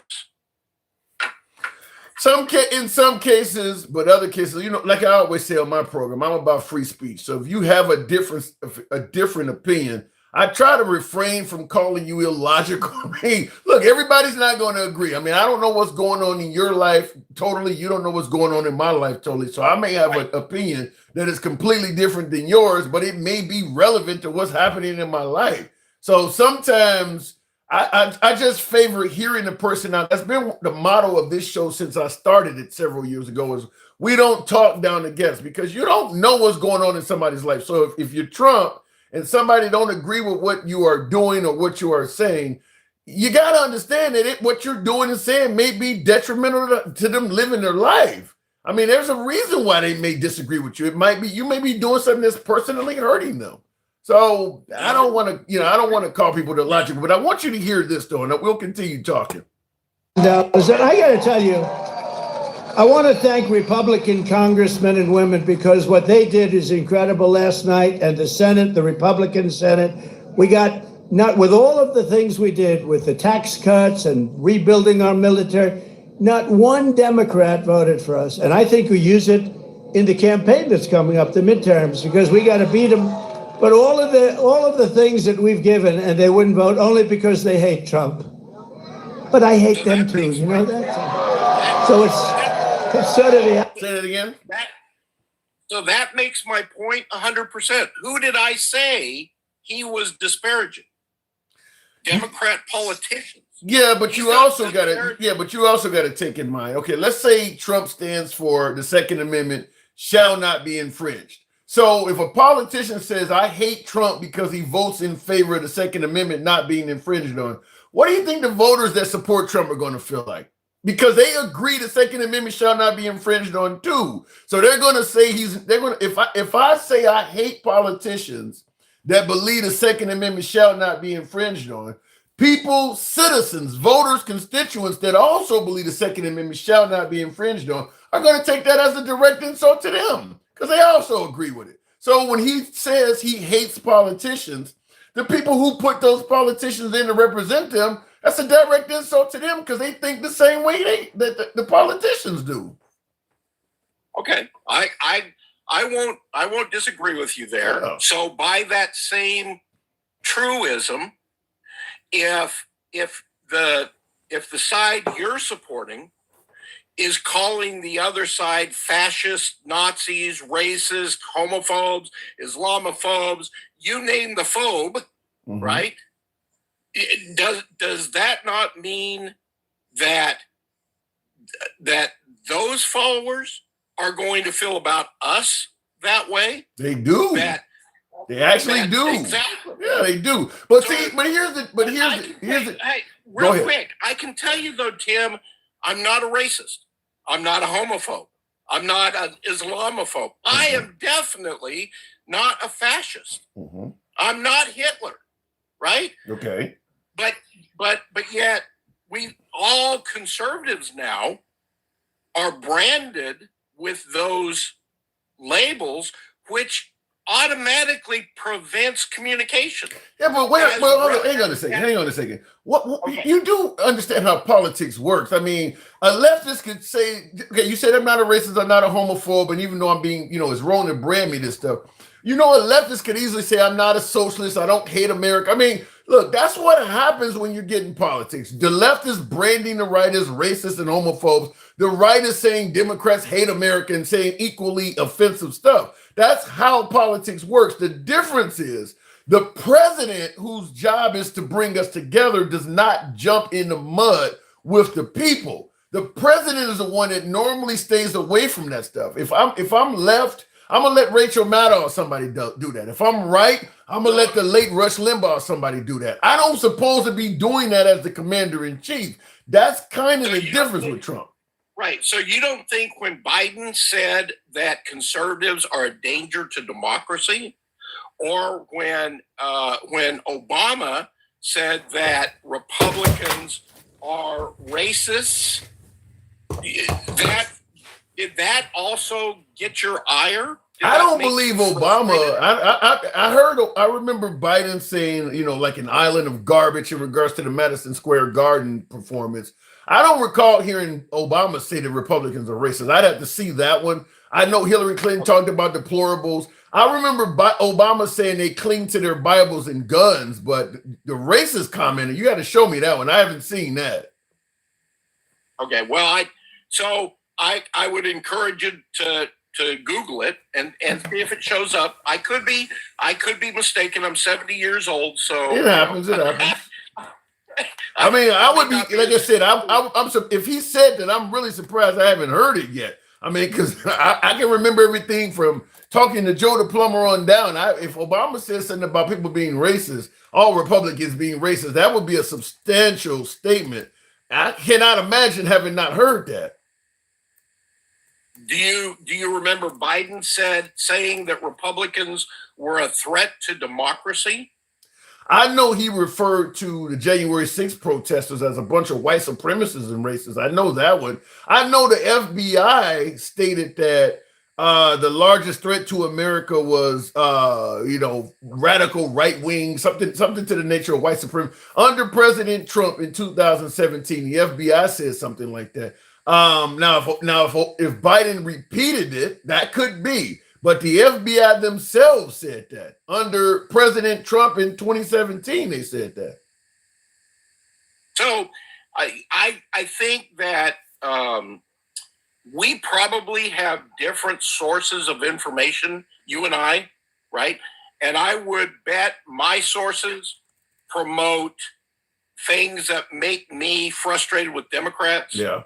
And I would assume yours promote things that make you frustrated with conservatives and Republicans. No, because I gotta disagree. I only agree with half of that. I agree with the part you said about you. I disagree with the part you said about me because I watch a lot of right-wing media. Plus, I enjoy talking to MAGA. So I get a lot of information from the right and the left. In fact, I watch a lot more right-wing media than I do left. Well, that's good for you because that'll educate you. So Tim, I only came up to say I appreciate your stretch. Thank you. You for what I was watching today, you seem to have moderated your beliefs, and you seem to be, at least today, much more open to getting better by working together. And so I just wanted to say thanks. I've been watching you for years now. Thank you. And I love to see the growth. Thank you. I will say this. You would see a lot more of that, but we do not just Trump or Biden or anybody, but we do need a leader in there that actually wants to work with both sides together. I'm just going to be honest with you. Like you said, Trump has taken a side. He's not interested in both sides working together. I mean, look, right now the government is closed, and President Trump is on record during the Obama term saying that if the government shuts down, the blame is going to go on the president because it's his job to get the sides to work together. Do you believe he's doing that right now, trying to work with both sides? Well, I think all but one Republican voted to keep the government open, and 5 Democrats joined the effort. There's not the Republicans can only do so much, right? They have to have 60 votes, and so unless the Democrats are willing to do what they've done in the past, instead of try and hold the government hostage, this is not going to change. But that doesn't. I believe that's not quite answering the question, though. I asked you, do you see Trump? Okay, they're not the Democrats are not voting with the Republicans like they did last time. We get that, but they're claiming there's a reason. Now we can agree or disagree with what the Democrats are saying, but they are claiming there's a reason why they are not voting that way this time. Do you see Trump is trying to talk to them and work with them? Now, no. I absolutely think that he is going to leverage this shutdown to eliminate government positions because he can legally. Yeah. Right. And so the longer the Democrats want to hold out, the more of government he's going to be able to eliminate. So, well, as far as he's concerned, it's kind of their choice. Well, the thing about it is, and I don't think they're going to come to the table based on him getting rid of government positions, because the belief is he's going to find a way to do that anyway. I mean, Trump came to power firing people. I mean, Elon Musk and Doge fired a lot of people. So if the Democrats work with President Trump to get the government open, but Trump wants to fire people, He's just going to find a different way to do it. So I don't think if that's the goal is to fire people to get the Democrats to come back on board, it's not going to work because they already believe he's going to fire people no matter what. So I need to correct one thing that you said. Sure. He actually fired a very, very small number, under 1,000 people. What he did for the masses, and it was 100,000 of them. He gave them a retirement or an exit package that gave them 9 months of service. And then as soon as the government shut down, that contract came due. And it actually eliminated 100,000 people that had already signed up for that program. Well, the thing about it is you were told either you sign up for this program or you get fired either way. I mean, let's say, for instance, let's say you're my age. I'm in my, I could easily work for another 15 to 20 years. He comes along and says, you got to take this package back in January and tell you gotta quit now, and we'll pay you till September of this year, I think it was. So I'm gonna get paid for 9 more months when I was happy to work for 20 more years. That is firing me. You just fired me. You cut my career short by 19 years or more. I mean, so yeah, that is a termination, even with the severance package. Well, and that, as a conservative, that happens all the time in business. Okay. In the business world, if you have a division that is not advancing the company, you at any point in time can issue RIFs and eliminate that whole division if it's not producing. Right now, from a conservative perspective, our government is not producing. We are not getting what conservatives don't think that we're getting our money's worth out of government. And that is why most conservatives are very favorable to what Trump did via Doge and the firings. I got him our veto, but good talk. Always open to you. Tim, Glad you tuned in, man. Go ahead. I'll give you the last word. I love you, dude. This is awesome. I'll keep watching. Take care. Okay. Thank you for coming through. All right, by the way, folks, tap the screen, get the likes on up. Finally, somebody who didn't go off on me for this type of show today. Tap the screen. Man, we should be around about 50,000 by now. Tap the screen, get the likes up. Randy says the farmers are losing their mind. You know, I've talked to some farmers personally, that are, they're not happy with the Chinese not buying soybean and things like that. They're not liberals, though. They're not. They still are adamant that, look, they believe that at the end of the tunnel, President Trump will get this country back on track. Yeah, the Chinese are not buying soybean anymore. They've made a contract with Brazil. The farmers are struggling right now, but they believe that Trump will not only likely bail out the farmers, the tariffs and things will work out for the best. And they're riding it out. They're riding it out. The farmers I talked to, they're riding it out. And I see the comment, Smooth says farmers want socialism now. Everybody wants socialism when it works for them. Yeah. Goldilocks Productions. Democrats want their funding for useless government spending stuff like for USAID. And Republicans are trying to lower spending and just fund the government. This is the Democrats' fault. Shrink the blasted government, or bloated government, rather.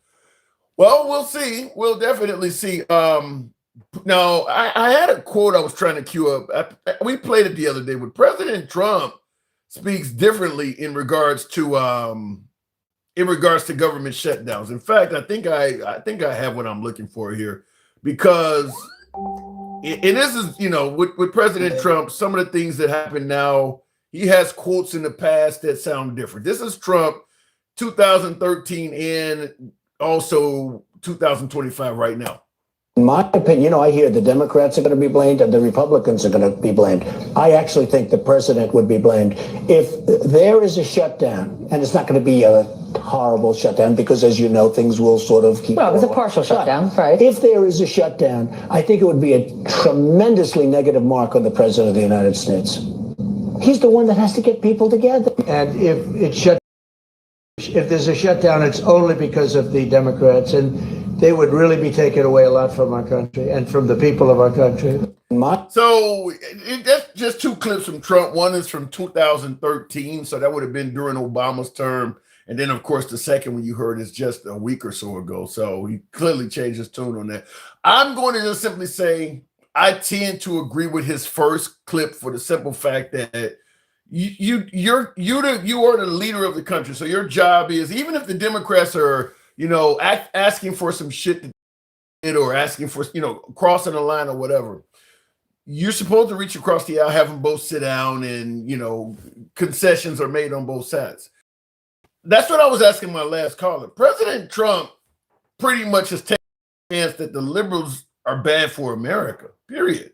So there's no reason to work with them or anything like that. They're bad for America. Either they're going to work with us or run right over them. That's kind of the stance he's taken. And I mentioned that on yesterday's show. There really is no incentive for the Democrats to even work with Trump. I mean, he's taking time out to, ridicule Hakeem Jeffries with the sombrero post and things like that. So, I mean, between him and Tim Johnson, every day they're just blaming it on the Democrats. I haven't heard either Trump or Tim Johnson or not Tim Johnson, Mike Johnson. Mike Johnson. I have not heard him or Mike Johnson suggest that we've been talking to the Democrats and what they're asking for is unreasonable. We're going to have another meeting with them tomorrow to see if we can meet between and come up. No, they're not even working with them. It's just like, you did this shit last time. You better do it now, or we're just going to shame you into, I guess, finally coming around. And then, of course, President Trump is now firing federal workers, as my caller just stated on my last call. So I don't see where there's any incentive to really sit down at the table. I mean, he's not offering them anything. So this is probably going to go on for a while, in my opinion. Then keep the government shut down. Let's see if he caves, put pressure on Congress, says Chris. I do believe that is the goal. That's the goal on both sides. Both sides are probably thinking, if you keep things shut down, eventually the people blame the other side and they'll come to the table. If you keep the government shut down, the Republicans thinking that, the people will eventually blame the Democrats. It'll be bad for the Democrats, and it'll force Hakeem Jeffries and Schumer to come to the table and negotiate. And of course, the Democrats feel the same way about everything, that if you don't work with the Republicans, eventually Trump and Mike Johnson will come to the table. And that's what it seems to be. It's a stalemate. Cody Locke's production says Republicans and Trump have offered temporary spending so they can negotiate, and you're wrong. If you have watched them, they have tried to reach across. I haven't seen it. Okay, if I'm wrong on it, I'll accept that, but I have not seen that, and I have not heard what you're telling me you've heard. If that was happening, I would acknowledge it, but I have not heard that. And Gangsta Grandma, you said you won. What did you win? I have not heard. Oh, you won the appeal. Wow, Gangsta Grandma, congratulations. I didn't expect that. No, I have not heard that the Republicans have offered temporary spending, things like that, what you're saying. In fact, Marjorie Taylor Greene is disagreeing with you, Goldilocks. Marjorie Taylor Greene is even saying the Republicans are the ones that are at fault. Why would she say that? So anyway, let me go back to the box. I bet you did not. Now, Gangsta Grandma, I didn't expect you to win that appeal. It takes 60 votes to pass it. Yeah, it takes 60 votes. That's why the Republicans can't do it on their own. However, there is what is referred to as the nuclear option. The Republican Party can reopen the government by exercising the nuclear option without any Democratic support at all. They actually can do that right now. They can do it right now. So it can be done if they really wanted to do it. My humble opinion, it's more currency and value in this to keep things closed. As my last caller said, President Trump wants to leverage the shutdown to get rid of employees and things like that. So I think it's more beneficial to President Trump to keep it closed. There's more time you can bash the Democrats and things like that. So I actually think for President Trump, there's more currency in it for him. At least that's probably the way he perceives it, by, let the Democrats keep it that way. Cody Locke's Productions, a former congressman who was a guest on Tim Pool's show, talked about how they've tried to reach across to the other side. I haven't heard Mike Johnson say that though. Send me the link of what you got. I'd be curious to see it because normally if the Republicans did try to reach across and the Democrats disagreed, you would normally have Democrats stating, "Look, they did reach across, but they offered us some bullshit, or this is all they want to do, or this is all they want to cut, or no because they want to do this or that." I haven't heard the Democrats say anything about them reaching across, and in fact, I haven't heard the Republicans saying that they reached across and offered them anything either. Because normally the Republicans would say, "We did offer them this, and they're being greedy. They want more. We tried to cut this, and no, I haven't heard that. I haven't heard either one of those sides say that the other side reached across the aisle. So let me know, Cody, that's what you're talking about. I'm done says they are lying to you. MAGA, wake up. All right, let me go back to the box. And Michael Richardson says, F Orange Man. Lee Hall says, Orange Face Trump. Hope you have union benefits, MAGA. Probably not. Oh, says that's sad. Let me go back to the box. Mr. Mobetta, good evening. Welcome to the program. Hello, my friend. Is America as mad as the media is portraying it? Depend on what media you're watching, Curtis. Our media is biased. What outlet what platform you're getting it from? Miss Mobetta, good evening. Hi, happy Saturday, Tim. Hey, you know what we're talking about, the good stuff. President Trump, the good stuff. What say you? I don't know what you consider good. Now, when you ask questions like that, I'm going to need you to define what you say. Define what's good, because from where I'm standing and for what I see, it's hard to point out his good. And of course, the 77 million that you talk about, everything he does is good. But for the 75 million that was on the other side, it's nothing good. Everything he's doing is costing American citizens. You talking about firing just within the last couple of days, 4,000 more people, including the first 300,000 in his first month in office. Some of them might have got their jobs back. They promised, we'll give them some type of incentive. There's some people who didn't get that. Then you have other people that had to the end of this year to shit or get off the pot with no incentives. Yeah. That's what Trump is doing. If you call that good, then it's good. When you say you haven't seen any good, I'm going to let Trump talk to you. Records for the lowest number of illegal border crossings ever recorded. Think of that, ever recorded. The number of illegal border crossers released into the United States is down, listen to this please, 99.999%. Listen to this.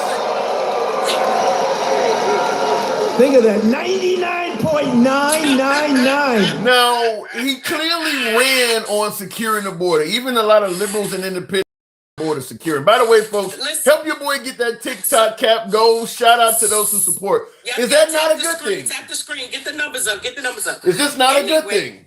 Let's talk about the border. Because when Biden and them did present a bill to the border, guess who shut it down? The Republicans did. And then you know what Kamala and them did? They keep saying they didn't go to the border. Not only did they go to the border, they crossed the border. They taught them how to be self-sufficient in their own country and told them not to come here. Well, now, so again, whose fault really is it? Republicans, they did have the option to shut the border down. Trump told them not to because he needed something. Wait, you're not telling the whole story. And then, by the way, Josh, I see you in the comments saying Tim Pool is literally a Russian propagandist. Proven. So that was my other caller saying Tim Pool was being told that Congress was working with the Democrats. He said it was Russian propaganda. They full of cocky. I'm sorry. No, but what I was going to say, you mentioned the Biden border bill. You know, in the Biden border bill, it still allowed a certain amount of immigrants to come in the country before they shut it down. Trump just shut it down completely. So you're still getting, that's what Trump is saying, 99.999%. The border is far more secure under Trump than it was under that border bill. He's all about inflating things to make himself look big. First of all, even with him sending out the National Guard and ICE all over this place, I want you to prove to me that you're getting out people that are illegal. Because what I see, he's taking people that are actual citizens and sending them places so the families can't even find them. I'm not making this stuff up. I don't know. I I know you're saying you're not making it up, but I have yet to hear of any confirmed American citizen that actually got deported. We still have confirming that he's getting rid of any illegals. He's saying people eating cats and dogs and shit like that. Tim, come on. Okay. The cats and dogs, the cats and dogs thing, I get it, but I don't. And he says a lot more than that. 99.999% is full of shit. The border will never be closed. Well, no, it's not 100% closed, but it is certainly more secure than it was under Biden. So I guess they stood there. Oh, 1, 2, 3. You're in. Oh, we just 3 people. The border. Like, first of all, if people are illegal, number one, how are you catching them? Because they're not on the book. They're not registered anywhere to where you can even find them. All of them Home Depot folks. We just had a superintendent of Iowa. This African American guy was hired. He wasn't illegal though. Yeah, he was. He might have overstayed his visa. That doesn't mean he's illegal. No, it's more than that. And in fact, I got a 30-minute video I've done on him. I detailed this. I went back to his history of the day he came, all of the times he filed for green. I'll have to watch. Yeah, please do it. It's titled Ian Roberts, How Fraudulent Was This Guy? And I went through his whole life.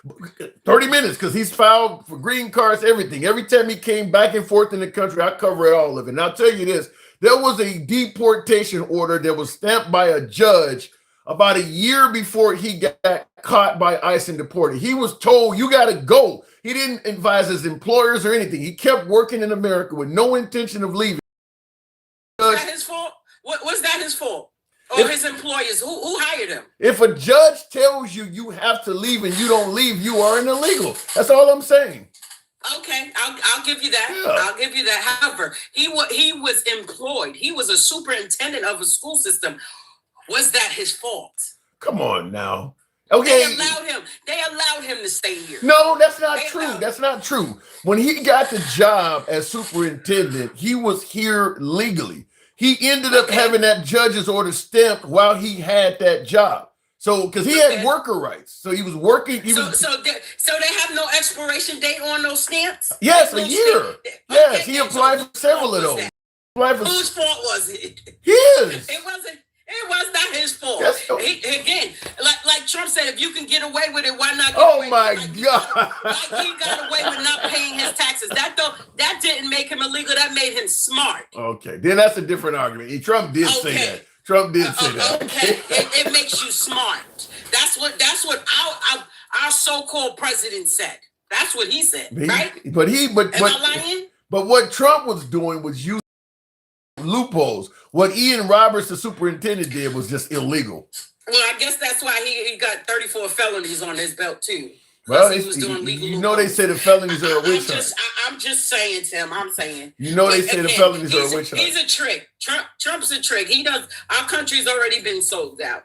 Just this is for y'all information. Once they start allowing foreign entities to come set up shop on your land, which he claims he's trying to get rid of illegals, but you allow foreign entities, whether they're allies, friends or not, you allow them to come set up shop on your land. You train them. That's not true, though. You don't think that we're sold out, Tim? Well, we could certainly have a conversation about the selling out, but they're not setting up shop on our land. We routinely bring entities in the country and train them how to use military equipment that we're selling them. Training Qatar how to use the F-15s we're selling them in Idaho. They're not the first country we've done that for. I've had military vets come on the show and say this has happened before. People who support Biden that have came on the show and said, no, this is something that actually happens. So that happens. That's how 9/11 happened. Because you bring them over here, you train them, and then they just use it against. All right.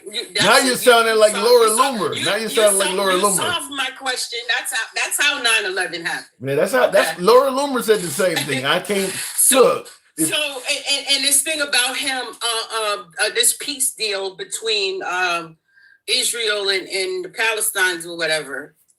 Is that a good thing? First of all, It says a temporary ceasefire. People's lives are being saved. Number one. Number two, we don't believe anything has happened until they receive all of their people back. You understand what I'm saying? Because I can get up here and say anything. You know what I mean? I will say, oh, well, there's something in the works. Maybe, Trump's, his magic number is 2 weeks. Everything he say is in 2 weeks. So, of course, I'm going to tell y'all because it sounds good. I'm going to tell you, it's in the works, okay? It's in the works. It don't just sound good. I can't give him credit until I see those people got there and that Israel won't boom on people again. Because they just boomed them last weekend. I don't disagree with that, but when you got folks, thousands of folks in the streets in Israel celebrating and yelling, "Thank you, Trump," and then you got the Palestinians walking and going back to their broken down homes and they're feeling, I don't think they're going to go back on it. I mean, I think. Well, listen, they've already almost leveled that place over there. Yeah. If you see what it looks like over there, it's horrible to see kids walking in the street pulling beds and not just the kids, everybody. You got. What do they have left? That was their intentions. We're gonna level them. How do you respond to Pizza Lover though? He says you wouldn't give him credit no matter what he does. Listen, Pizza Lover. That's a hell of a name. Go somewhere and finish playing with yourself. I don't got time for Oh my God. What's wrong with liking pizza? I like pizza. Pizza. No, pizza, that's not good, Tim. And this is some shit that they started. When QAnon say what pizza is a code word for people liking little children. No way. I don't think he would put that. God, don't take my word for it. Go look it up. Are you Go serious? Look it up. Pizza Lover, is she serious? Pizza Lover? I am dead serious. Jesus Christ! I'm dead serious. Yep. Well, So maybe he's a. They was accusing Jay-Z and Beyonce and Oprah and all of them for liking pizza, and they said when you see rocking apparel that has pizza and all of that stuff, they started calling them pizza lovers because they said they were lover of little children. Well, maybe he likes little children. Maybe he has a history of. Maybe he has a history as a nursery school teacher or something like that, or history of a P3DO. Oh my God! I don't think the man would get on here and use that. You'd be surprised, Tim. Go check those people IEP addresses and all of that stuff. Go check them, whatever you call them. Come on now, that's how people slip through the cracks because they get up here and they talk as if they're normal people and then all in the same time you're looking for people's children and shit on the internet. Damn. Well, let's get back to the actual topic though. Yeah. I mean, look, sending the National Guard in U.S. cities, they're claiming that it's safe to walk the streets in D.C. Does it get credit for that? No. You know why, Tim? Because first of all, he's sending the National Guard to places where there's barely no action happening. You're talking about what's his name? Portland burning, the city burning down, and all of that stuff. It's nothing but propaganda. Well, wait a minute. Propaganda to make so he won't be can't be charged for the shit that he's actually doing. You said he's sending the National Guard. And shit. You said he's sending the National Guard to places where there's no action happening. You don't think there was a lot of crime in D.C.? That's why he sent the National Guard there. You're telling me that wasn't happening? You know why he chose D.C. first, right? Because that's the only place he had jurisdiction over. And all right, let me get this out here. Let me choose D.C. first because I don't need anybody's permission to go there. So let me choose them first to show them what I want to do. And now I'm going to infringe on everybody else because everywhere he's sending them, all of the people in the state is backing him down. They filing charges on him now because they're signing their own executive orders blocking these people from coming here. Because they're not needed. You don't need the National Guard right now. Where is there any WARs happening in the United States? Well, the war comment in Portland burning to the ground. That's a bit of an exaggeration, but he's exaggerating, and like I said, his lies cost lives. But wait a minute. One thing not only are you putting your civilians in kind of turmoil and stuff like that, you're putting your service people in turmoil also. There's more to it. Military people that don't agree with him. But they can't go against there's them. more to the story, though, Miss Mobetta. In fact, is the cities that are pushing against Trump sending in the National Guard, they don't give a damn about the safety of ICE. And Trump is saying that they need some sort of backup because they're not even getting help, like in Chicago, from the police department. So he's sending in the National Guard to help out and protect ICE. Do you see how ICE is handling people? I'm sure you've seen it because I've seen, if you're on the internet as much as I am, you've seen how ICE is handling people. They're going in there acting like thugs, that I'm going to do what I want to do regardless of who you are. They're grabbing people that they just snatched up a reporter, an American reporter. These are not illegal people. Yeah, but I'm also hearing that people are throwing shit and Molotov cocktails and things like that at ICE as well. That might have happened one time, Tim. One time, one building. Now he want to say that the whole city is burning down.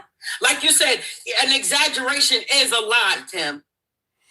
I don't disagree with the exaggeration stuff being wrong, but I mean, when you get reports that the Chicago police has been told not to even show up to back up ICE, what do they have? What other choice do they have? They gotta have some protection. So then what you do, you fall back and let them handle their own business. You don't just infringe. No, don't. You can scrunch your face up all you want to. If the police department of that city or state or whatever is telling you not to send these people here, then you fall back and you let them handle their own business. Well, first of all, you still have to have permission to go and show up at these people's doorstep. You can't fall back and let them handle their own business because the purpose of ICE is to get illegals out of the country. If ICE falls back, Chicago's not going to deal with it. That's why ICE is in there. That's an assumption, though, Tim. That's an assumption. It's a sanctuary city. It's a sanctuary city. It's a sanctuary city. They're not going to do it. I know they are. But did go call ICE or call Trump and say, can you send your people over here? We're having an influx. No, because they want the immigrants to stay there. Well, let them handle their own business. That's not how the law works. That's not how the law works. That he was going to turn it back over to the states anyway? That's not how the law works, Ms. Mobetta. Trump ran on the American people put Trump in there to get rid of illegal immigrants. If Chicago's not going to do their part, then the federal government has to go in and do what the people put Trump in to do. That's why they're there. But the thing is, if he was doing this to just illegals or people who are here illegal, I'd say okay. But they fucking with anybody just to get their numbers up. So I don't buy into shit that he say because he inflates everything he says. It's all propaganda. Okay. Because it makes him look good. You understand what I'm saying? I understand what you're saying, but then I have to ask you, why wouldn't Chicago, if Chicago and these sanctuary cities had just done their job, we wouldn't be crying about what ICE is in their cities doing to begin with. They were not doing their job. We're crying, they're not.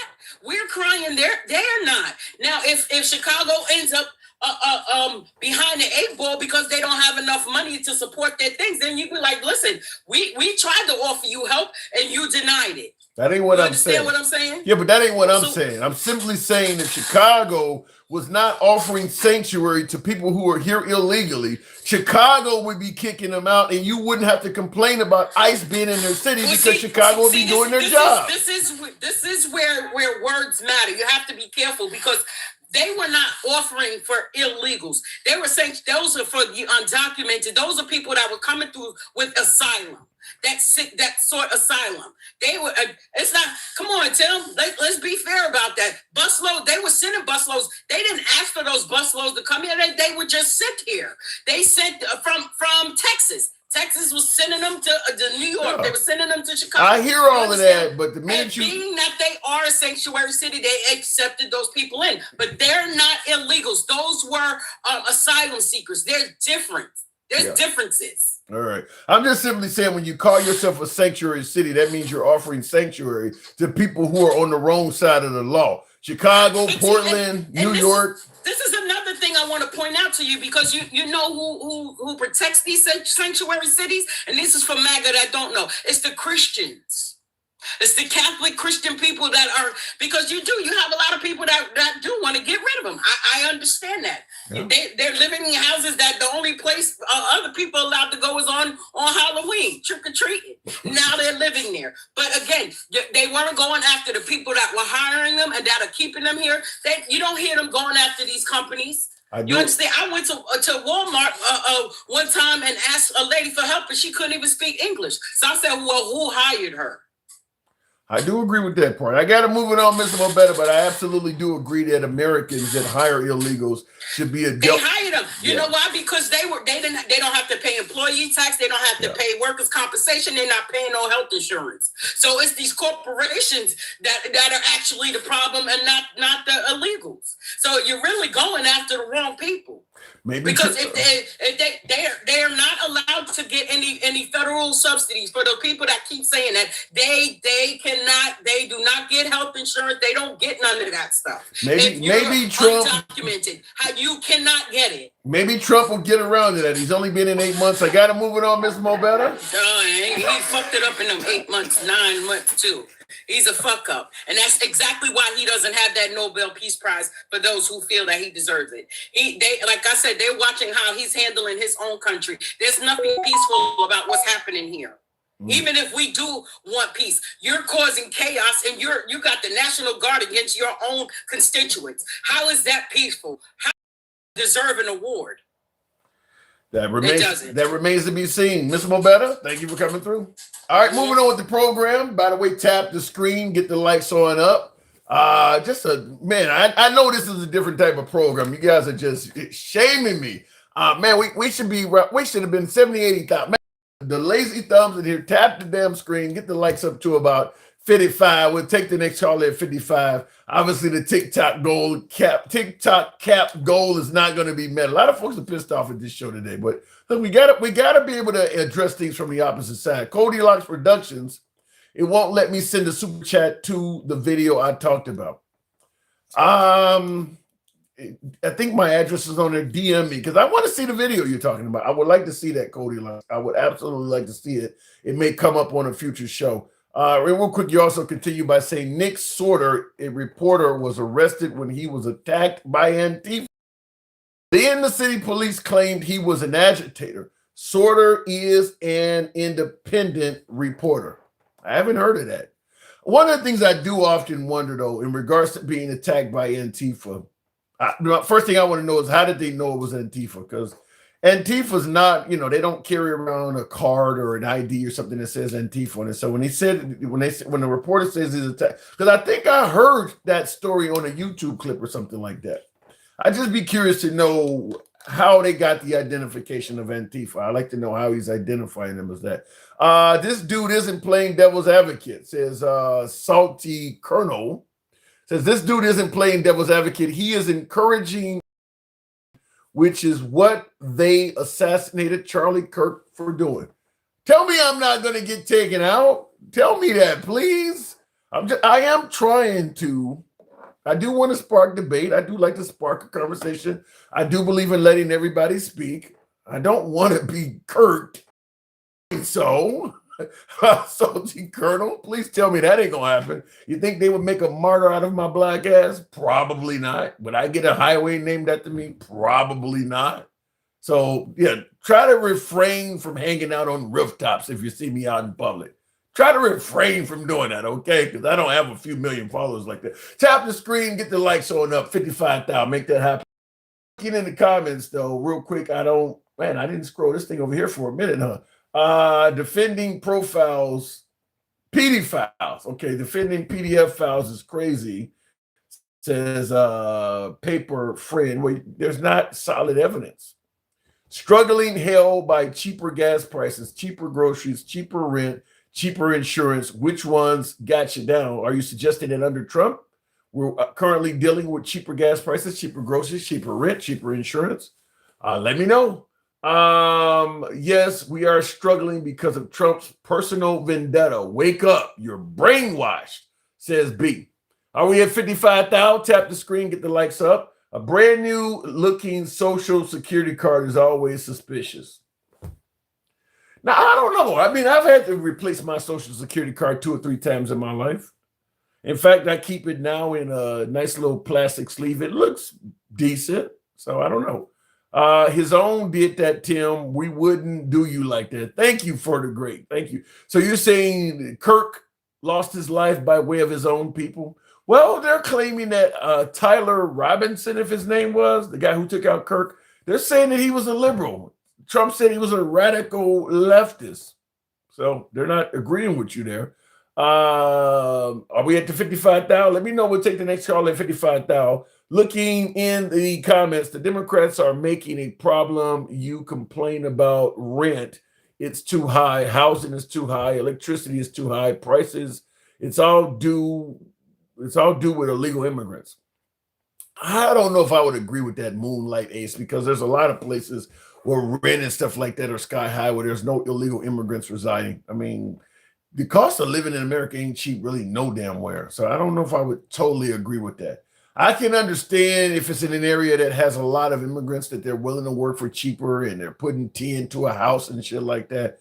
But there's a lot of places in America where that does not apply. So I don't know if I would blame it all on folks that are here illegally. I might be white as snow, but I respect you, my man, says T2. And T2 is a supporter of the program. Appreciate that, T2. I often see your comments because by you being a supporter, your comments are a different color, so it makes them stand out. Thank you. Stevie D about to drop out. It says Stevie D will lose subscription. Let me continue on, by the way. Mine is worn readable, but on edge is definitely worn. Chris, I don't know what you're talking about. Thank you, folks that are tapping the screen. Get the likes on up to 55,000. Continuing on with Matthew Mufasa. Good evening. Trump doesn't speak truth. Well, you said he lies every time he talks. Is that what you're trying to say? Don't know if it brought up my last guest or not. Apparently, the answer is going to be not. So we'll go to Mike. Good evening, Mike. Box is having some problems here. Let's see if it brings him up. The Democrats are making it a problem. Oh, I've seen that already. I don't know. I think my system is starting. Am I glitching, folks? Let me know. Information and land with other people possibly having alternative motives. I don't get what you're saying, Bella Scott, because you have to fund them. You have to give them a place to stay who was paying for it in New York in those hotels. It was their American citizens. Well, the problem, Moonlight Ace, is the overwhelming majority of illegal immigrants don't get that stuff. When they bust the immigrants to Chicago and New York, and that was being done, as my last caller rightfully pointed out, by Texas Governor Gavin Newsom and Ron DeSantis of Florida. When they bust all those immigrants to Chicago and New York, they came there in droves like that, a whole bus load constantly coming back to back. The governments of Chicago and New York housed them and did put them up in hotels and things like that because they were busting. The goal from the Republican Party was to flood Chicago and New York with immigrants. And they were doing that. They were flooding them with immigrants in the middle of winter. And the immigrants did not know they were going to be sent to Chicago and New York. And they didn't know they were going to be basically kicked off the bus and put on the streets. So Chicago and New York did provide them with hotel rooms and EBT cards and all this other stuff you're talking about. But that's not the norm for people that enter the country illegally. I get folks when they're putting them up in 5-star hotels and they're giving them Obama phones and all that shit. Now, that's just the ones that the Republican Party bust to Chicago and New York. That the typical illegally would tell you, when I came here, I didn't get anything like that. That's not how it normally works. When I came here, I had to work for less than minimum wage under the table and stay with my grandma and 8 of her friends. That's what most illegal immigrants start out like. They don't start out in a 5-star hotel with an Obama phone and an EBT card with a $1,700 balance on it or whatever many folks on the right were saying. So there's a lot of exaggerations, off the chain exaggerations in that. What was happening in New York and Chicago was an anomaly because they literally flooded Chicago and New York with a ton of unexpected immigrants all at once, forcing Chicago and New York to act. Otherwise, they're going to have homeless immigrants laying all over the streets, which is exactly what happened. But that ain't normal. That is not what normally happens when somebody comes in the country. Because keep in mind, The immigrants that they sent to Chicago and New York were first in Texas.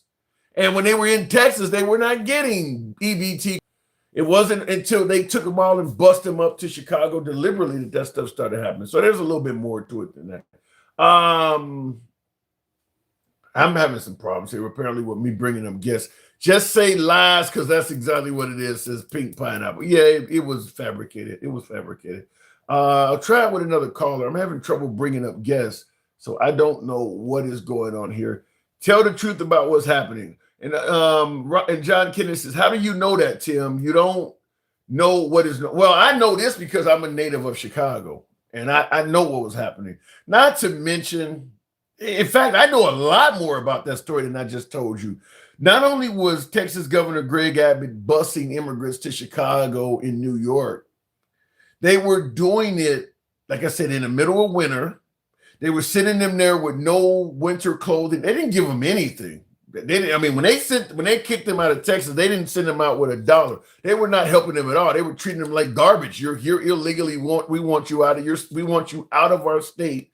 And if Chicago or New York wants to be a sanctuary city, then we're going to send you there. They literally were dumping them out of Texas like garbage. Not only that, but they were sending them to Chicago and New York in the dead of winter. And they didn't have any winter clothes, coats, or anything. And Texas Governor Greg Abbott would not even let the city of Chicago know where they were sending or dumping the immigrants at. Because the mayor of Chicago was like, well, if you're going to send these people here, could you at least let us know where you're dropping them off at so we can meet them with coats and shit like that? It's winter. They didn't even want to tell the city of Chicago. They would just picking a random spot and kicking them all off the bus. In the dead of winter, they were doing that. That's why they started giving them hotels and food and shit like that. They were treating them like garbage just to get them out of Texas. So there's way more to that story than that. And there was a bus driver that was one of the guys who was driving them on a bus from Texas to Chicago to do this stuff. And he did an expose news story, and he was hired by the state of Texas to drive them up north. And he said he had a bus full of immigrants. He was told when you pick them up, you cannot stop this bus other than to refuel, and get to your destination. You cannot let anybody off the bus. You have to take them from point A to point B. They do not get off the bus. You only stop to refuel, but when you do, they don't get off. He said that under those conditions, the bathrooms became flooded. Urine was rolling down the aisles. He had to use his own money when he stopped at gas stations and things like that to buy the people on the bus food. They didn't give him any money to feed those folks at all. You know what? A bus ride from Texas to Chicago or New York is probably going to be overnight. I mean, that's a 900. I think Houston or Dallas to Chicago. I've taken that trip. Dallas to Chicago is almost like 900 and some miles. And that's Dallas, which is in North Texas. If you're in Houston or Austin, somewhere further down, it's over 1,000-mile journey. No food. Texas Governor Abbott did not even get a bus driver food for these people. So the bus driver was taking his own cash and buying pizza to feed the immigrants on the bus. As I stated, because he was giving orders that they could not get off, piss and shit was rolling down the aisles because they had went and filled up the bathroom with waste. They're using the bathroom and stuff. You got 60, 70 people that's on a bus, on a charter bus, and they're using the bathroom and pissing and stuff constantly. They can't stop. That's what they were told. You got to get them where they got to go. So he said, the bus driver said, because he was really sad he took that job. He didn't know what it involved. He said that he got close to his destination and all of a sudden received a call and they redirected him. Turns out Kamala Harris over in Martha's Vineyard was home or about to come home or something like that. They wanted to embarrass Kamala Harris. So they wanted to divert the bus from its original destination. I don't know if it was Chicago or New York, but they wanted to divert that bus from that location where they were going to drive them off. And they wanted to instead do it in Martha's Vineyard. They got to Martha's Vineyard. Kamala Harris was not there yet. He had to sit on the bus with those immigrants for 10 hours in a Walmart parking lot. 10 hours until the conditions were right. And according to him, when he got to the drop spot, Fox News and all of them were already there. They made them do all of that. They used those folks as pawns just to embarrass the hell out of the left. So there's a lot. So you say, but that ain't true. I'm just saying you can look that stuff up. That story was terrible. What they were doing to those immigrants was terrible. Anyway, Martha's Vineyard got rid of them fast. Well, yeah, but what is the purpose of doing it? So you just want to dump them on the streets of Martha's Vineyard? That was the goal. Just dump them on the streets in the wintertime, in the dead of winter. Just dump them on the streets of Martha's Vineyard. So you can say, well, Kamala Harris ain't doing her job or whatever, and maybe she's not. But the goal is to embarrass Kamala Harris by using actual human beings in the dead of winter. That's what happened. That's actually what happened. Look at in the comments though. The residents helped them. Yeah, the residents in Martha's Vineyard started helping them out. But yeah, what Texas Governor Greg Abbott did to them were cruel. That was cruel to do that. That was not cool to do that. I get the illegal immigrant thing needs to be dealt with, and I get that the liberals were not as secure with the border, but I don't know if that's the answer for solving it. And I see in the comments, Robert Kennedy said, well, they should have stayed home then. If you don't want to die in the wintertime, then you should rethink about, don't enter America illegally. You need to realize that if you enter America illegally, they might kill you. It's up to you to be more smarter than that. That's what he's trying to say, I suppose. Anyway, these people aren't shit, says Jay Haynes. Anyway, let me go back to the box, see if it's working. But yeah, that's what happened. Jeremy, good evening. Welcome to the program. We speak of left and right. Which channel stream is the priority? We're watching them all. Jeremy, good evening. Hello, Tim. It's good to see you. Did you miss me? Why the hell would I miss you? It's always good to talk to you, though. It's good to see you, Tim. So what's the topic for today? I just dropped in. We're talking about the good stuff. Everything, the liberals are making it sound like everything about Trump is bad. It can't be all bad, can it? No, and not all of it. Again, I'm not even a Trump supporter anymore, but let's be honest. A broken clock is right twice a day, okay? In Trump's case, it might be 1.5 times a day, but, we give him credit for it. Well, I got to ask you, considering that you absolutely voted for Trump, give me for the audience at home that may not know, what made you suggest that you're no longer a Trump supporter? Why did you lose support for Trump? He ran on the Epstein files, my man, and he doesn't want to show them. Well, because he's on them, and come on, let's be so for real, come on, there's no way that's not hella suspicious. Now I've heard some people defending it, saying the people who were on it don't want it's all their information revealed or something like that, and I don't know if I believe that. I don't know, that's what they say. I don't believe that. And there's also things like when he bombed Iran. I'm okay. I understand that we have to sometimes intervene, but if you're saying you're going to be a non-interventionalist president, stand on 10 toes and fucking do it. So you're saying when he said he's going to stop getting involved in overseas wars and things like that, you believe by bombing Iran he broke his promise? By bombing Iran, by getting involved with the Russia-Ukraine thing, by getting involved in Gaza and Israel, It's okay, look, there are pros and cons to both. I understand we are the most powerful country in the world, so we have to sometimes step in and say, hey, you two stop fighting. Sometimes that has to happen, but sometimes that can lead to tyrannicalness. There's pros and cons to both. But if you're going to say something, stand on it or say you were wrong. So one of the most common phrases that President Trump normally says is promises made, promises kept. Sound like you disagree. Yeah. That's why I left. That's why I left the MAGA. But I'm definitely still a conservative. I'm definitely still to the right. It's not that I didn't like what he had to say. He just didn't mean it when he said it. He didn't. He said one thing and did another.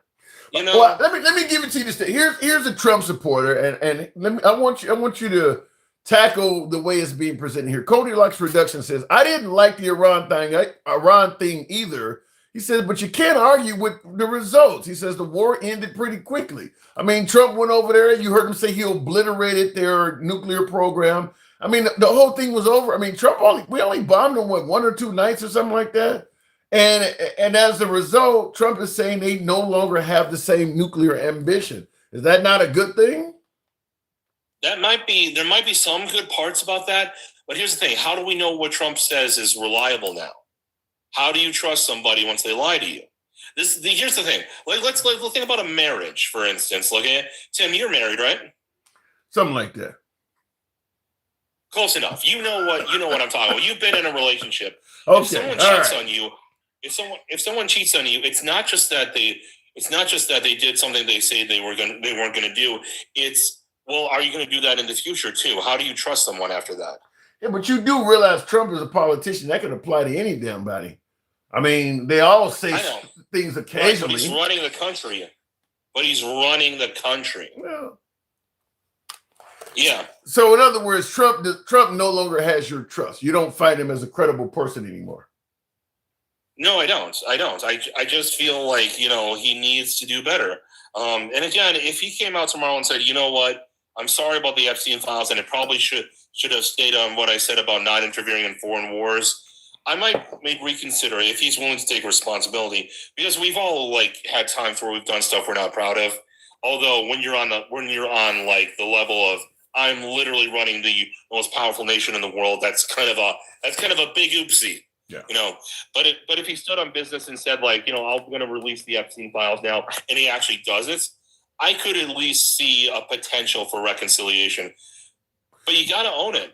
But you started out by indicating he might be on the Epstein files. Scale of 1 to 10, 10 meaning he's definitely on it. How confident you feel that Trump may be on the Epstein list in a nefarious way, not just hung around the guy, but actually kind of engaged in the same activity as Jeffrey Epstein? Scale of 1 to 10, how likely you think that may have happened? It used to be a 3, now it's about a 5. So still not sure. You don't feel confident that he's done nothing like that. I don't feel confident enough to say it. I can't say that, yeah, he's definitely on the list. Here's the thing. It would have been a 0 if it wasn't for the fact that he ran on revealing it, and then all of a sudden he's like, yeah, it's actually made up by the Democrats. It's made up by the Democrats. That's what everyone says. I'm just saying, everyone thinks that I'm the best. Come on. At some point, you gotta it's kind of like seeing the cookie jar is broken, and then all of a sudden, and if someone comes in and with a hammer, and they're like, I didn't take one of the cookies.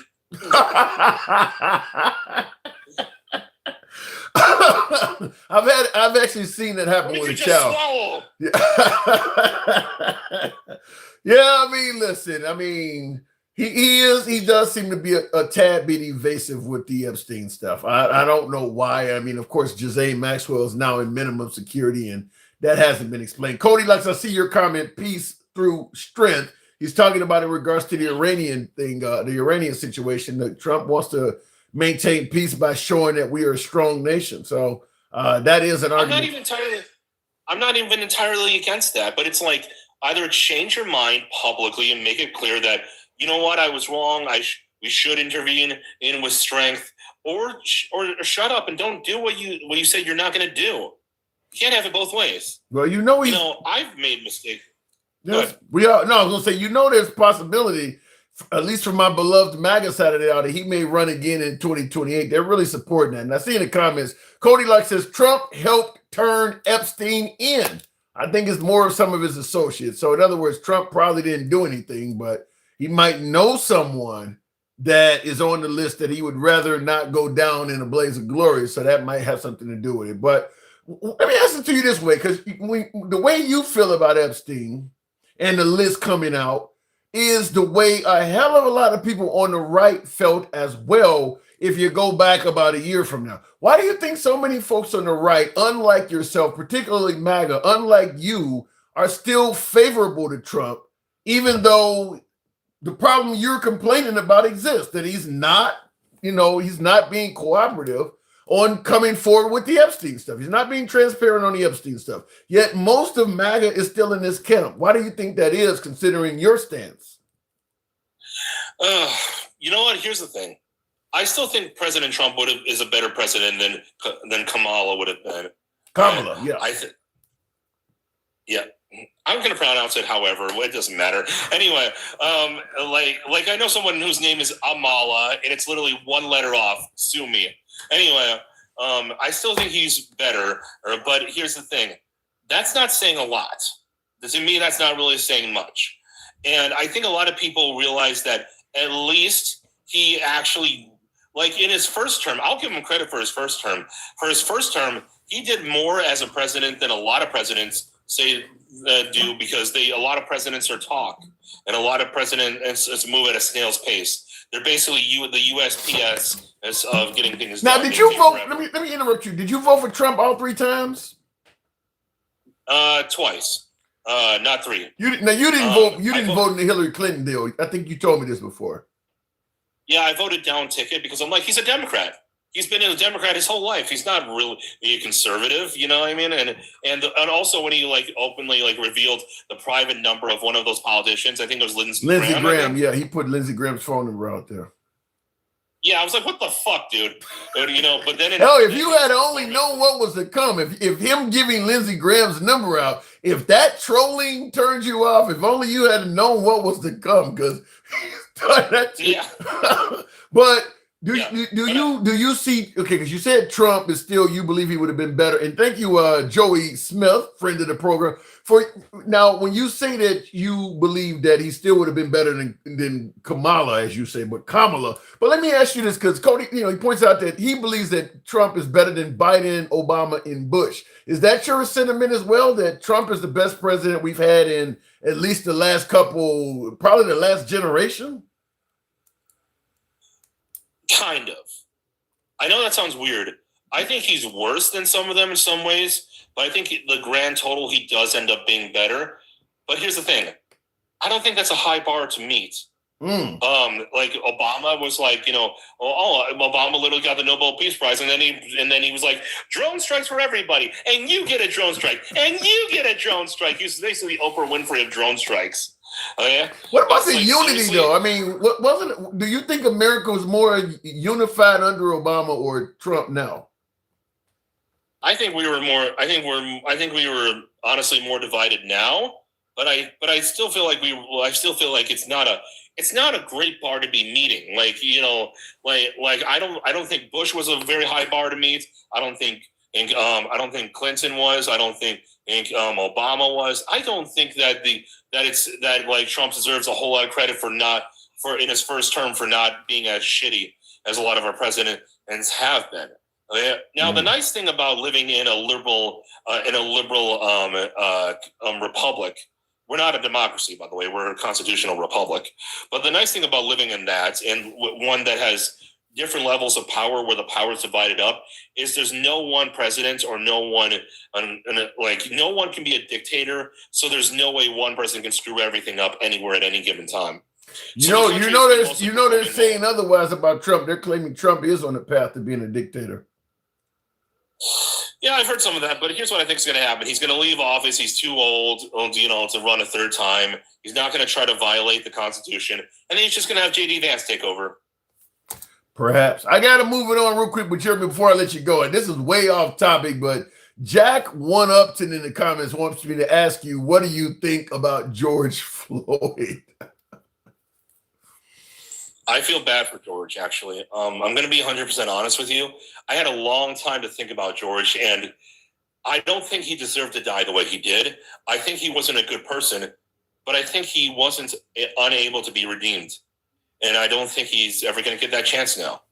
I think that he deserved justice, and I don't think we should sanctify him. I don't think we should make him into a saint, which a lot of people are doing. But how did he die? How did he die in your opinion?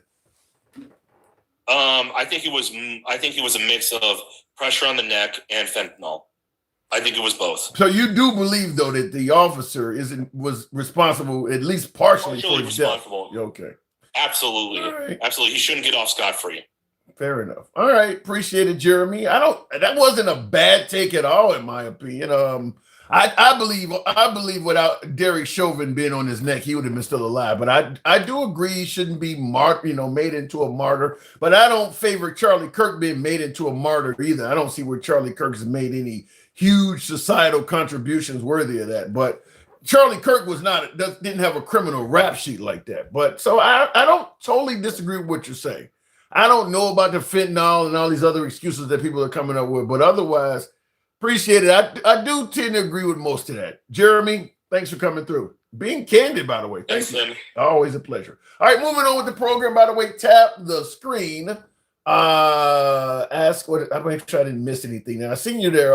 Cody Luck says Obama started the division with race stuff. True.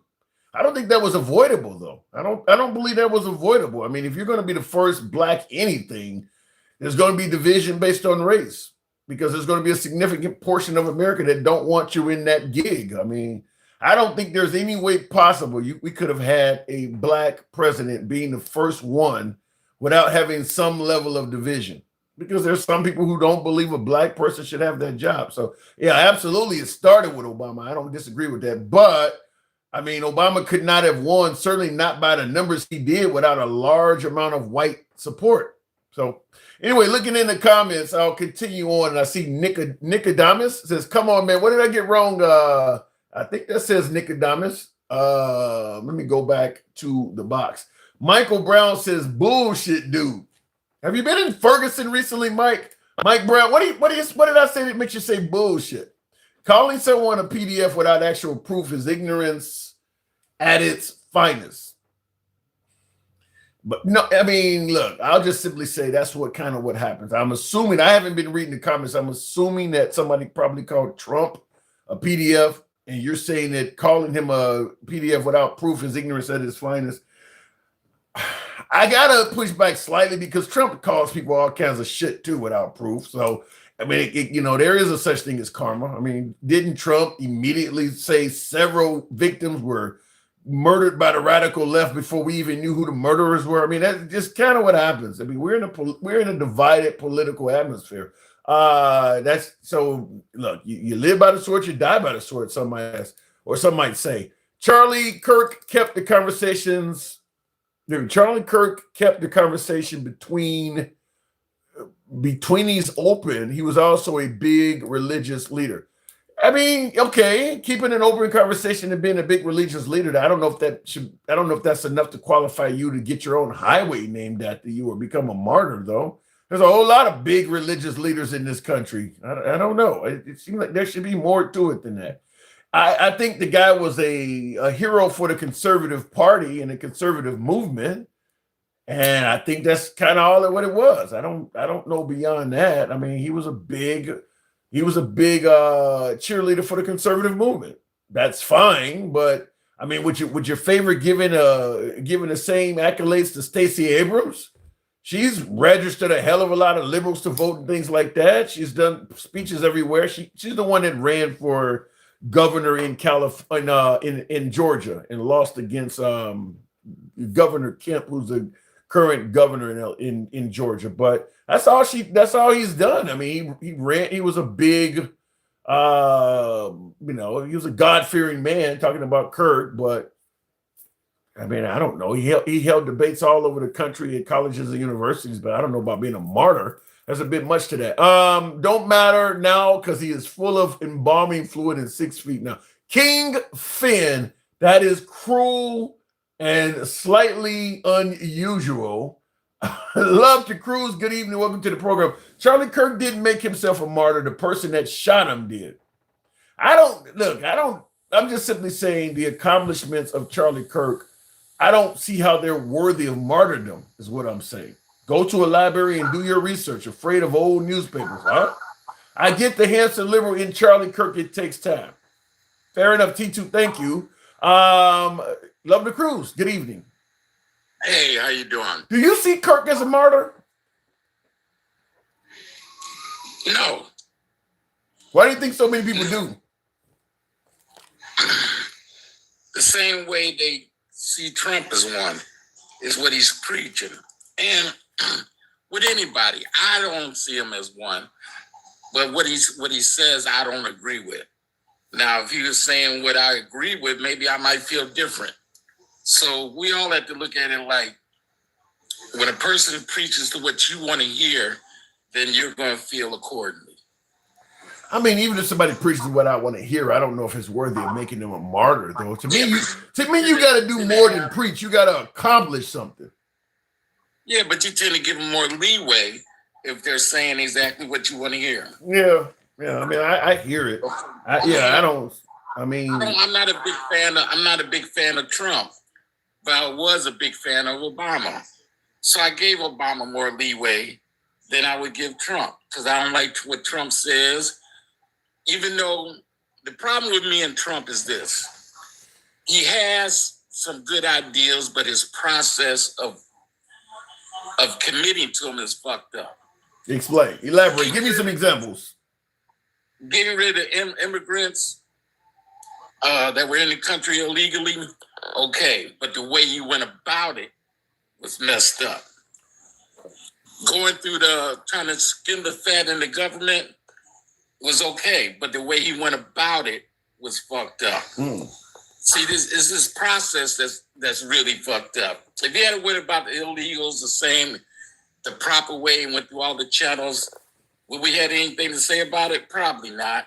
You know, I don't know. I disagree with that. I think that because Trump is so outspoken and boisterous in his commentary, I think that anything he does, he's going to get a hell of a lot of resistance from the left because he is, he's always on the attack. He likes to troll. He likes to piss people off. That's going to come with a certain amount of consequence. Even if you're doing things that are good, it's going to come with that. Okay, so getting rid of the illegals and send them into prison, that was the way to go? No trial, no nothing. That was the way to go? No. Cutting the government and firing a bunch of people, not even knowing who does what. That was the way to go? No, I can't. Listen, I've never been a fan of an illegal immigrant deserves no due process because I'm afraid that if you don't give them due process, it opens the door for anybody to get called an illegal immigrant and you can just get rid of them. There it is. So it's a process. It's the way he goes about things that's more aggravating than anything. Right now with the government shutdown, what did he say? I'm going to cut all the Democratic policies. All the policy Democrats like, I'm going to cut them. Yeah. So you're messing with everybody. You're about to fire a bunch of people. And at the same time, you're still preaching division. And I live in a red state, so chances are maybe I won't get messed around. But just say people that are in the blue states, they're going to get tore up. Well, Trump does operate on, he is a transactional guy. So listen, if you fuck with him, he fucks with you. So he believes that the Democrats are the reason the government is shut down. So while the government is shut down, he's going to fuck with the Democrats. Yeah, but that's not the way a president. Who wants a president like that is only a favorite to the people that vote for him throughout the election? These guys. Trump. These guys want a president like that. These guys. You know what? You out there on TikTok, mega and all that, MAGA, whatever you want to call them. Yeah, they're influent on TikTok, but in the real world, no, they're not. Well, and they're outnumbered. I mean, 77 million went with Trump. They didn't go with Kamala Harris. Not all of them aren't MAGA. Yeah. Some of them just Republicans, and some of them were just people that didn't want to vote for Vice President Harris. But all of them weren't MAGA. MAGA doesn't have that type. Look at Jeremy. Jeremy surprised me today. He's usually a total motherfucking idiot. He has really turned the corner. You know. The Epstein stuff, I think, is what has made Marjorie Taylor Greene kind of turn the corner too, because she talked to the victims and she said it was really kind of made her get emotional. I think that Epstein stuff, which I believe is probably why Trump is adamant in not releasing it, because it'll probably make more people turn the corner. But that there are some things like that is really upset a lot of MAGA, is that the way he's treating the Epstein files. Look, if he was to open it up and let everybody see the Epstein file, he would lose his advantage. Right now, all the millionaires and billionaires who's in there, he's holding that over their head, saying, I can release that. And what would happen to you? They don't know for sure that he's in there, but he knows that they're in there. So he's playing an advantage card over them. Well, it could be a waiting game. I mean, he only has to hold out for another 3 years, and then he'll be fine. So it could be a waiting game. But in that time, I'm using if I have something on you, and I say, tell him, look, I know this and that about you, but I'm willing to hold it. I'm willing to hold this in my pocket, but I need for you to do this and that. I'm gonna do this and that. I'm gonna do this and that if it means that if you got a major felony on me, like a sex crime like that, where everybody's gonna hate me, my business, my family, my wife, everybody, yeah, I'm gonna probably do what you ask. And so that's exactly what Trump is doing. But see, you don't know that I'm in there. But how does that make Trump look? Let's say Trump hasn't violated the innocence of any children, but he is using the Epstein files as a bargaining chip against people that he knows that actually did do that for personal gain. How does that make him look? Because that means he's potentially protecting pedos for personal gain. Look, this is my opinion of what he did, but these things are done behind closed doors, and they're not coming. It isn't coming out like that, so there's nothing he has to worry about. You know, it's secret. You know, if I know you did it, but I'm not saying nothing. I'm not putting it. I'm diverting. Every time they say something, I put it on Obama. I put it on Biden. But I'm saving you, and you know I'm saving you. Then that means by you doing that, then that means you are protecting a pedo. Oh, okay. And so what? What do you think Trump thinks about that? I mean, me and you may think something because we have a conscience. You think Trump lacks a conscience so much that he would protect a pedo? Hell yeah! This same man said he would fuck his daughter.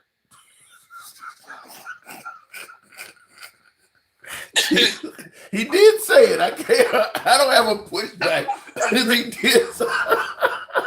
He did say something like that. Wow. Come on, man.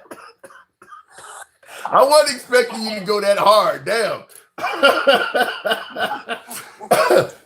We were talking about, we're going to end that because you won that. I can't go nowhere with that. But I do want to ask you, because we talking about lack of due process for illegals. One of my viewers, Cody Locks Production says, illegal immigrants get a different type of due process: expedited removal, voluntarily removal, or immigration court hearing, depending on how long they've been here. So he's disputing the claim that illegal immigrants do not get due process. Do you agree with him? Ain't all the motherfuckers no, they all in Venezuela prisons. Come on, man. If I came here from Panama, why are you gonna ship me to Venezuela? Because Panama won't take you back. They'll take me back. If you can get Venezuela, take it. You can get Panama. You get Panama. They didn't work at it. Yeah, that was just a deal they made with Venezuela. They didn't work to talk to the Panamanian government. Chances are people that ran from there, unless they're under some kind of asylum, they didn't even know they were gone in the first motherfucking place. Yeah, and I will say, I don't see where Kilmar Borrego Garcia, the guy that was on the news constantly, I don't see where he got due process at all. I mean, they pretty much, they grabbed him and sent him straight to Venezuela, sent him straight to what was it? Not Ecuador, El Salvador. They just sent him there. I don't see where he didn't get to fight that. In fact, his family didn't know he was there until they saw him on TV getting bent over. When they bend you over and push you in while you're in a bending position, he didn't get due process. No judge said you are now hereby sentenced to El Salvador. They just took him and sent him. None of them got due process. They all got shipped to prison, and all of them are not from Venezuela.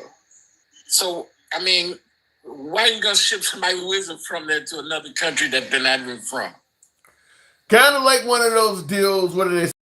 Go home, but you got to leave here. That's kind of what America's doing. You don't got to go where you came from, but you got to leave here. So I guess our deportation process has took a different, a whole new meaning under Trump. He's did that. You know how many just off the wall things he's done as the president since he's been in. They love him for it. It's crazy. It's crazy. They can say Biden this and the Sleepy Joe and all that. But every day we weren't waking up to chaos. Yeah. Every day we wake up to chaos. And who wants that out the White House? I don't. I think MAGA is still quite happy though. They're still, most of them are still fairly happy. I got to move it on, let it cruise, but they're still happy with the guy. I mean, I don't know support, huh? They're gonna be all right till the shit hits the fan with them. See, the things that he's trying to do with the Democrats, he thinks is just gonna hurt all black people. But it's gonna hurt a lot of MAGA too. There are a lot of MAGA on food stamps, on Medicaid, Medicare. So he's gonna hurt them, and then I want to see if they're still gonna act the same way. You don't see Trump as racist, though, do you? Like you said, hurting all black people. You don't see Trump as a racist president, do you? Yeah, pussy port. What did you say?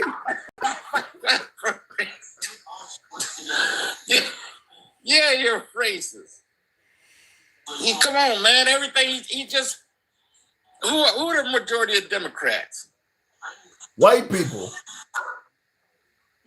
Black people. No, that's nowhere near true. That's nowhere near true. It ain't enough of us in the country. No, I mean the majority are blacks or Democrats, but the majority of Democrats are not black. Everything he does, he's trying to hurt black people. Every place he sends the National Guard and all that, those are black neighborhoods. Well, his job, according to him, is to lower crime. That's where the crime is in black neighborhoods. You went over the top 10. He didn't go nowhere in the top 10. Yeah. Nowhere in the top 10. You know, so I'm not trying to hear that. Yeah, Trump, you know damn well Trump is a racist, man. You know that. There's a whole lot of counter arguments. I got to move it on, but there's a lot of counter arguments. Love the Cruz. Appreciate you coming through, though, man. Thank you. Thank you. Anytime. All right, moving on with the program. Somebody in the comments said that Kilmar Abrego Garcia, something to the name, what he says, Kilmar is about to go free. I don't know about that, Sassy. I don't know about that. But somebody else said something.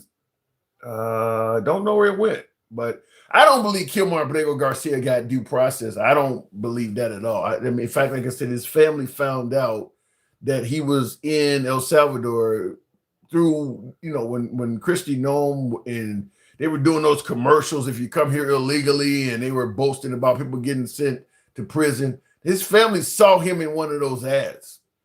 That ain't nobody gets due process and ends up in jail like that. Your family normally knows because they're in court with you, and they hear you get sentenced. You know, you're going to be sentenced for 120 months in the custody of the federal government. You normally hear that. So for them to find out he was incarcerated via a commercial, no, he didn't get due process. Now his attorneys and things like that have fought and slowly but surely won his due process by getting judges to order he be brought back to America and things like that. So he's getting due process, but he's only getting it because he had enough legal counsel. And because if he wasn't in that commercial or in that ad, he might have just been somebody who disappeared, because the folks that were on Alligator Alcatraz, a lot of their family members are saying that they just disappeared. They don't know where they're at. They don't have any way of contacting them. They just disappeared. Now, remember, President Trump was talking about possibly deporting people to the continent of Africa somewhere. They may be there. There's no way to know. They're not exactly telling you how many people they're sending or when they're sending them. They're just getting these people out of here. So there are folks that had family members on Alligator Alcatraz that are saying they have no contact with their person that was deported. They don't know where they're at, and the government is not telling them anything. So my guess is that would have likely happened to Kilmar Abrego Garcia if his family had not spotted him. They would not have known he was in El Salvador, put out a missing persons report, and it would have kind of probably ended at that. Because Trump is on the files 100% since Thunder Palace. 100% he's on the files. But is he in the Epstein files because he abused someone?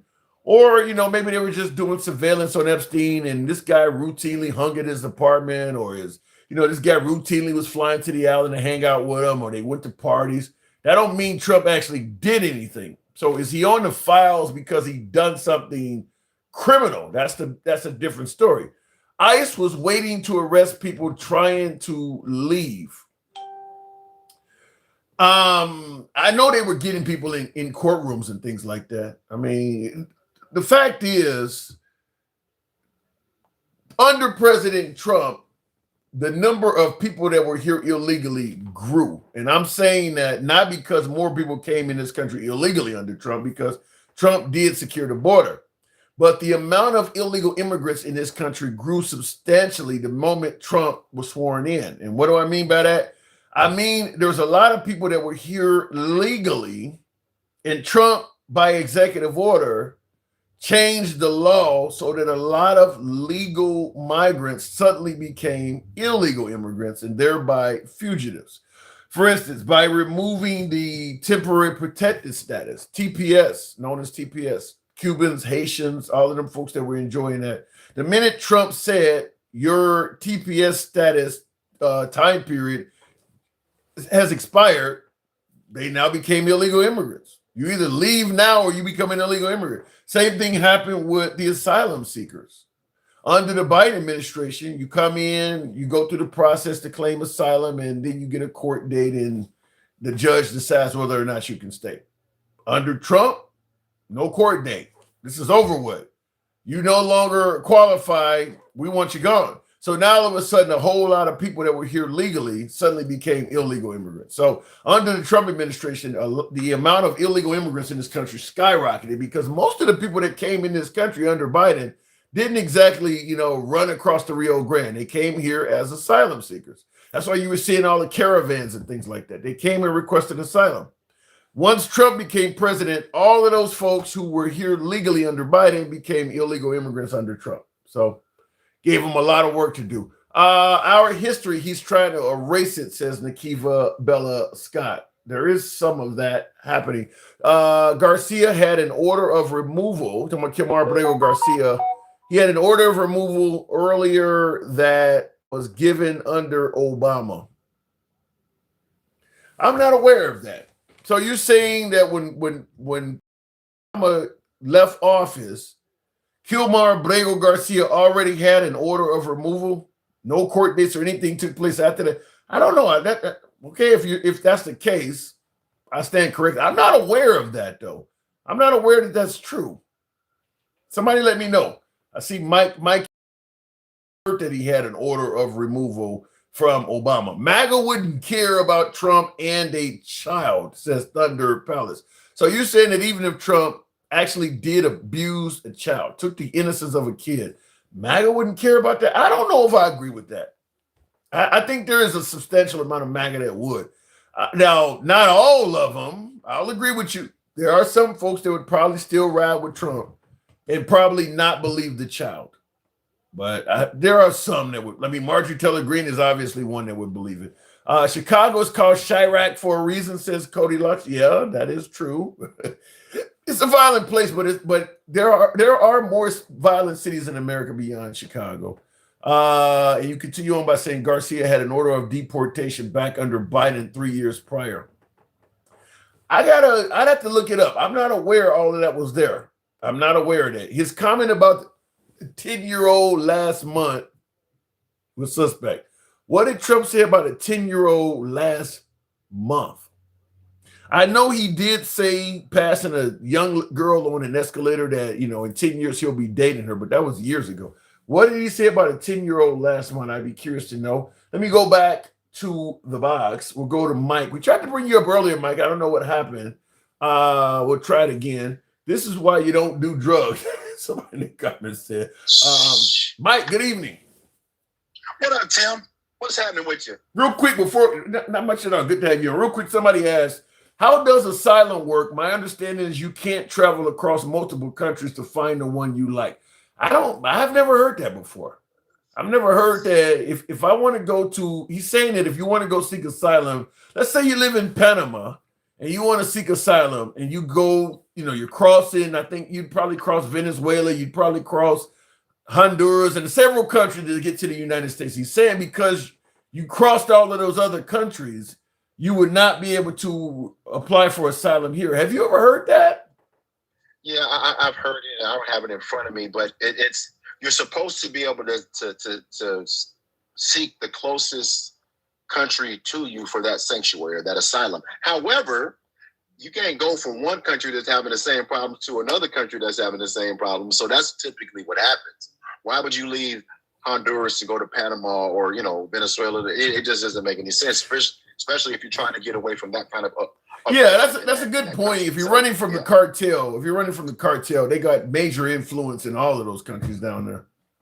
Right. I'm trying to get out all these motherfuckers. Yeah. But good point. First of all, two things real quick. Tap the screen. Let's get up to 100K. Thank you. Get up to 100K. It's Saturday. I know it's Tim being soft Saturday, but please help us. We're not being soft here. We're talking about your ass been soft. Your ass been soft all day. I listened to you talking to RB USA with that bullshit. You've been soft all day. We're talking about the good stuff of President. Let's get to the good stuff, Mike. Give me one thing Trump has done that's been good for America. Tim, honestly, if I could think of one, I would name one. 8 months, not one good thing at all. Secure the border. Give me that. No, listen, you and this goddamn secure the border. Let me ask you something. Let me ask you this. What do you got? No. Let me do it. So you got a backyard, right? Yes. You got a fence. Yes. If the latch is broke on your side gate, and you put a brick up against that motherfucker to keep it closed, is it fixed? No. It's just closed, but it ain't fixed. Until you fix that latch, you have every day you got to put that brick back up against that bitch, right? Okay. What are you saying? It ain't fixed. It ain't fixed. The border's not fixed. Is it better than it was? Is it at least better than it was under Biden? Well, here's what I'm saying. I want to say, if you look at the numbers of the recordings that were crossing, taking their numbers into account, I told you from the beginning, I can't trust their numbers. But if we can't track illegals, if we can't track gotaways to an extent, then how do we know? Because you're really forcing people to take other channels to get into the country if they can't come across with our normal immigration policies right now. Okay. Right? Then what about President Trump saying Records for the lowest number of illegal border crossings ever recorded. Think of that. Ever recorded. The number of illegal border crossers released into the United States is down. Listen to this, please. 99.999%. That's got to be an improvement over Biden. Well, that's some bullshit, and you know it. Yeah, you know what amazes me? How you can say this shit with a straight face. This is why I fuck with you, because you said that shit and played that shit with a straight face, like that number was remotely. Listen, how can you trust a source that lies all the time about everything? I take that number that he just gave you the same way I take his job numbers. I take the number he gave you the same way I take the Haitians are eating the cats and dogs. I can't equivocate on the source of somebody that's a habitual liar to tell me something truthful. I just can't. And you know what, Tim? To be honest with you, I don't know anybody that wants him to ultimately fail. I know people say that, but nobody really wants him to fail because we will lose lives. Now, and I know people say it out of frustration, right? Like FAFO and fuck around and find out. Now, I don't have sympathy for those that voted for deportation and then got loved ones deported. I'm like, well, you found the fuck out. But at the end of the day, him failing means we all fail. True. Right? That is true. But I'm just being honest. I'm just keeping the facts where they are. The bottom line is we have somebody that's a habitual liar, a narcissist who won't tell the truth to save his life. You brought up the E-files. If Trump was just in the E-files because he just happened to be around him and nothing happened, he would release that shit. Tim, you gotta force people to put the dots together. Yeah, but what about the notion that he didn't release it because maybe he has an associate or something that he thinks will be wronged by those files coming public? If that were true, because here's the thing, so he would have to weigh protecting that person versus the way it makes him look, and he will always choose him. He will. There is no one walking this planet that he would not throw underneath the bus before him. Not no fucking body. I don't mean Melania, the children. It doesn't matter. You think he would? Now, You think he would throw his own wife and kids under the bus to save himself? 100% You got to remember, Tim. He hasn't always had this beautiful relationship with his children. Didn't Eric come back in his life recently? Like we got to be honest what we're dealing with here. He's not that father. He's not that husband, and he's not that friend. How about Trump this though? Because the motherfucking. let me just say this, because you and I having this conversation. You obviously are no fan of Trump. T2 says all blacks are all angry. He says my Asian and Latino friends are living large. So he's suggesting that the African American community just seem to be in a perpetual state of anger when it comes to Trump. Well, let me say this.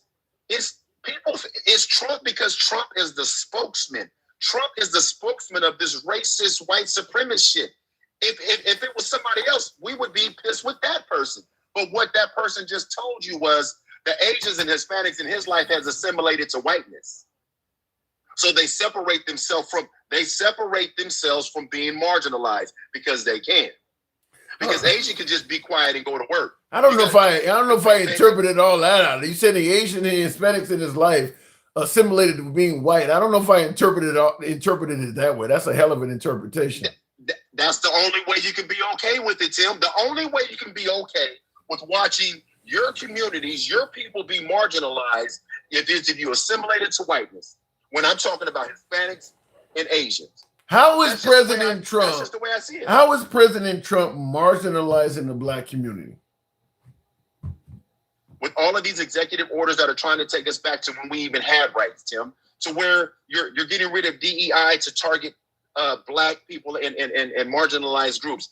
And if I'm wrong, then tell me why from April to July, 350,000 black women have lost jobs based on this DEI and woke movement.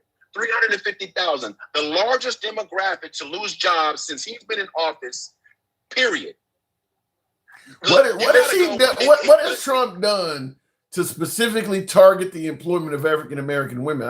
What has he done that's caused that? He's put pressure on corporations to either capitulate, so getting rid of that DEI shit, and we all know what it means. This is nothing but the Southern strategy. When they stopped saying the N-word and they said states' rights, and all these other dog whistles because they knew they could just be overtly racist. What he does is tell these corporations, if you don't get away from this DEI, I'm going to do this, that, and the third. They capitulate, and what happens? It's not my numbers. These are the numbers that are out there. What I'm saying, Tim, whoever said that in the comments is comfortable in their whiteness. Because if they saw their own people being treated this way, they too would have a fucking problem with it. And if they didn't have a problem with it, then they're more like Trump than they even imagine. At the end of the day, if black people are upset, we have been perpetually treated like shit in this country. And they think because we're not in chains and we're not in fields and that we should be fucking happy to have a little bit of something when they want everything. And even the little bit we have, they want to take that too. But you know there's a whole lot of black MAGA that don't see things the way you do. I mean, Trump did better with blacks than Joe. I mean, he actually got more blacks from Kamala Harris than he got from Joe Biden. So his black support went up because they did a better job lying. They did a better job with propaganda. They did a better job with throwing a hook in front of a hungry demographic of people to give them nothing. And guess what? Them dumb motherfuckers bought it. They bit the hook for the bait. They got pulled up and got shit for it. If you don't believe me, look at his administration. When's the last time you've seen in charge of HUD? When's the last time you seen him, Tim? Ben Carson? No, that was his last. That was his last administration. I'm talking about the new guy. Yeah, the other brother he put in charge of HUD. That guy. Last time you seen him? When's the last time you seen? Listen, Tim. I don't give a fuck how people feel about what I'm saying. If they go do their homework, they'll realize if you take it personal, then there's some shit within you that, you know, when you go to church and the pastor says something, you think he's talking to you. That's where these comments come from. You know what I'm talking about. You're like, is he talking to me? Was he with me last night? It's because the bottom line is this.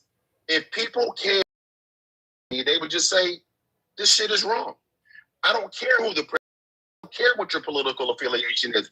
If you're trying to harm a certain group of people just because you don't fucking like them, that should be a problem for everybody. I don't think MAGA sees Trump as not liking groups of people. I think they believe he's trying to do what's right by all of them. We continue. Cody Locke's production says, I meant under Biden, and there were two orders rushed of deport, and one. This is in regards to Kilmar Abrego Garcia. This is one of my viewers who's saying that Kilmar Abrego Garcia received due process, and he was supposed to be deported, going all the way back to the Obama administration. He says a rush of deporting, one order of withholding, preventing his return to El Salvador. So is that the way you viewed it, that Abrego Garcia got due process? He did. Listen, they're conflating two separate. First of all, everything that happened to him before they deported him had nothing to do with him being deported. Listen, I want to be clear.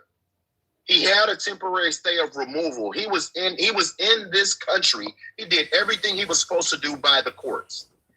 He got caught up on this propaganda bullshit, and then after they deported him, now all these Trump supporters want to go back to him beating his wife, and none of that has anything to do with the reason he was deported. Nothing.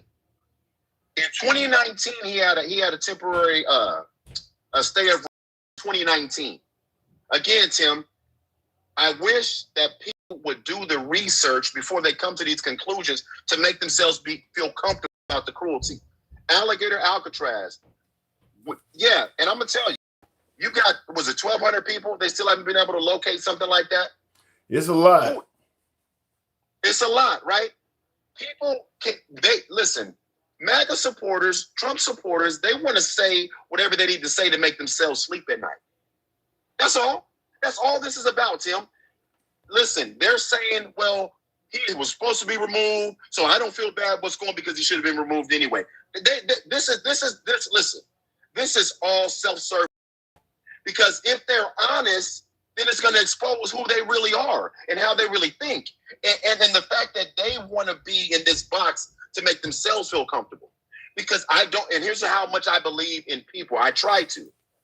If I'm wrong about what I'm saying, then they should care about people. I would think that if they just put themselves in that situation, they would automatically see that it's wrong. Well, there's no way. The argument is, Mike, we are a nation of laws. We got a border. We got to know who's in the country. We've had acts of terror on U.S. soil on September 11th. We need to. Biden was letting people in to claim asylum without them being vetted. We didn't know who the hell they were. And I see even Cody Locke said that 300,000 border crossings down to 3,000. And that's according to DHS. So President Trump has basically cut that by down to 1%. I mean, so under Biden, and again, go ahead. And again, if you trust those, if you trust those numbers, then see, this is what I'm talking about. Just give me one room on this. If you trust those numbers, then you would have trusted the numbers you saw before then.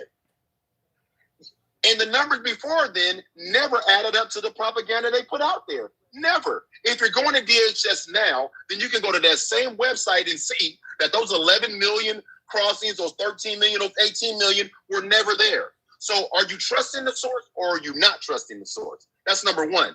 My problem with Trump is this. In his administration, they lie all the time about everything. So no, I can't trust those numbers now. I would like to, but I can't because I can't trust the fucking source, Tim. That's all I'm saying. I just can't trust the source. The last time we had a report that came out that he didn't like, he fired the person and came out with bogus bullshit numbers. Yes or no, Tim? Am I lying? Yeah, listen. The jobs numbers. It happens. So let me ask you this. If somebody does that to you, when do you start to trust them again, Tim? On the next report? That's a good question. Or the report after that? When do you start to trust them again? That would probably mean they've lost credibility for the foreseeable future. Yes. And now if you're doing it to push your agenda of harm, like there was no reason for them to go into that apartment complex in Chicago the way they did. Zero. There was no fucking reason to do that. But they don't care, Tim. Have you heard? I'm going to say this for your audience because I want you to Google 287G program if you haven't looked it up. 287G as in golf. Yes. need to pay attention. I need everybody to go look up 287G. It's been around forever, but it's being weaponized by the Trump administration to federalize local police so they have the same rights and access as ICE. Okay, here is the AI overview for what you're suggesting. The 287G program is a partnership between U.S. Immigration and Customs Enforcement, also known as ICE, and state and local law enforcement agencies that allow designated local officers to perform specified federal immigration enforcement duties under ICE supervision. This is authorized by Section 287G of the Immigration and Nationality Act, and it allows local law enforcement to help identify and remove immigrants who have violated U.S. immigration laws, though the extent of the powers varies by agreement model. The program has been criticized for its potential to lead to racial profiling and civil rights abuses. What are you getting at? So what did the Supreme Court just tell Donald Trump that ICE could do? They could racial profile, yeah. Right. So now it's going to give local law enforcement agencies that sign up for this program, because it's not mandatory, that sign up for this program to be incentivized to pull people over under 287G, so racial profile to see if they're an immigrant or not. It's just exacerbating the shit we're talking about. People better pay attention. People got to go understand that what they're trying to do is what we've been saying. So to the person that said black people always seem angry, they're privatizing prisons. You're not hearing it. They're building more detention centers. Why are you building so many goddamn detention centers? Listen, the reality is this. If white people are wrong, they'll be like, oh, sorry, I was wrong, my bad. But how will they be impacted, Tim? Are they going to be in these detention centers, Tim? Are they going to be in detention centers? Not likely. Exactly. So whoever answered that question, I hope you're still listening when I say to you sincerely to shut the fuck up. Well, do some homework and find out. Go ahead. Speaking of that, the same individual also continues by saying Trump was the highest employer of black people in Florida, where opened up in an area that barely employed blacks. So in other words, he went into an area that was blacks and became suddenly, maybe that's in Mar-a-Lago. I don't know, but he continues by saying DEI is a racist policy. It wants to meet a quota. It wants to meet a quota based on skin color over actual skill, as Charlie Kirk said. DEI means didn't earn it. What say you? And again, Tim, I will say to you, to that person, through your platform, I'm gonna start going live too for these motherfuckers, because you and I have a different approach. If they go read DEI, it doesn't mean, but they want to be comfortable in their racism, Tim. They want to be comfortable in their bigotry just to regurgitate that. Because if they did any research whatsoever, it would. It's not true. Any research whatsoever out of his algorithm will tell him what he just said wasn't true. But if he finds out it's not true, then he should question everything he's been told. But your truth is being challenged also, Mike, because he's saying that the courts, in regards to whether or not you could stop somebody based solely on skin color, the response is the court said race cannot be the for stopping someone. Also, jails have always been private, which is true. We've always had private prisons before Trump. But he's saying the courts did not rule that you could stop someone based on skin color. I believe that's not true, Cody Locks. I believe that they did say you could stop somebody based on skin color. Tim, I'm not going to say that shit. You think I'm going to say that if I haven't done my research? Goldilocks, do some research. Back July 11th of this year, the state of California sued to stop racial profiling. The Supreme Court turned around and said ICE could continue using those practices in the state of period, full stop. Now what 287G is doing is allowing them to use racial profiling to pull people over. Now I know, Goldilocks, you're not worried because you're not going to be profiled. Because why would you be profiled? Because I assume you're not black. If you are, then you're even more ignorant. Because what you're doing is signing off on being profiled. And what I'm saying, Tim, listen, Tim, you're my age. I don't know where in California, when it was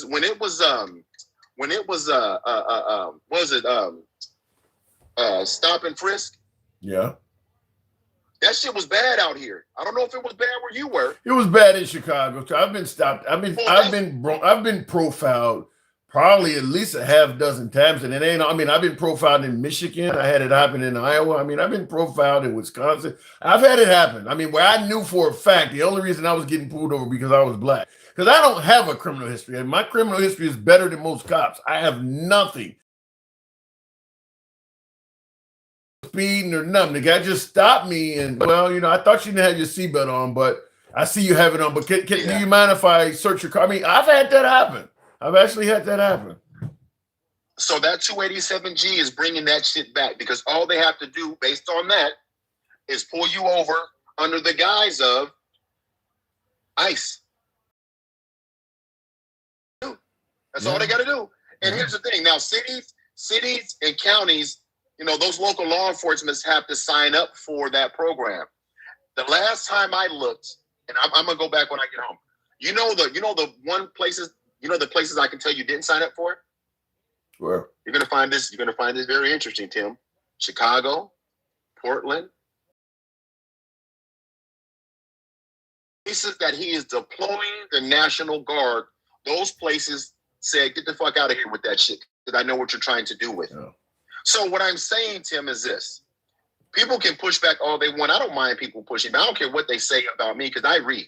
I go read, and I make sure that I'm putting two and two together. But again, I'll ask this question. Damage if I'm wrong, Tim. What's the damage if I'm wrong? The damage if you're wrong is you're making a lot of people look like racists that are not. And what if only based on what I'm reading and what I'm seeing? I'm just saying, if you are wrong, you are accusing a lot of people. I mean, police departments, justices, courts. You're accusing a whole lot of people of racism that are not racist. That's what I mean. You would be creating to some degree a lot of hatred based on what you're saying if you're wrong. I'm only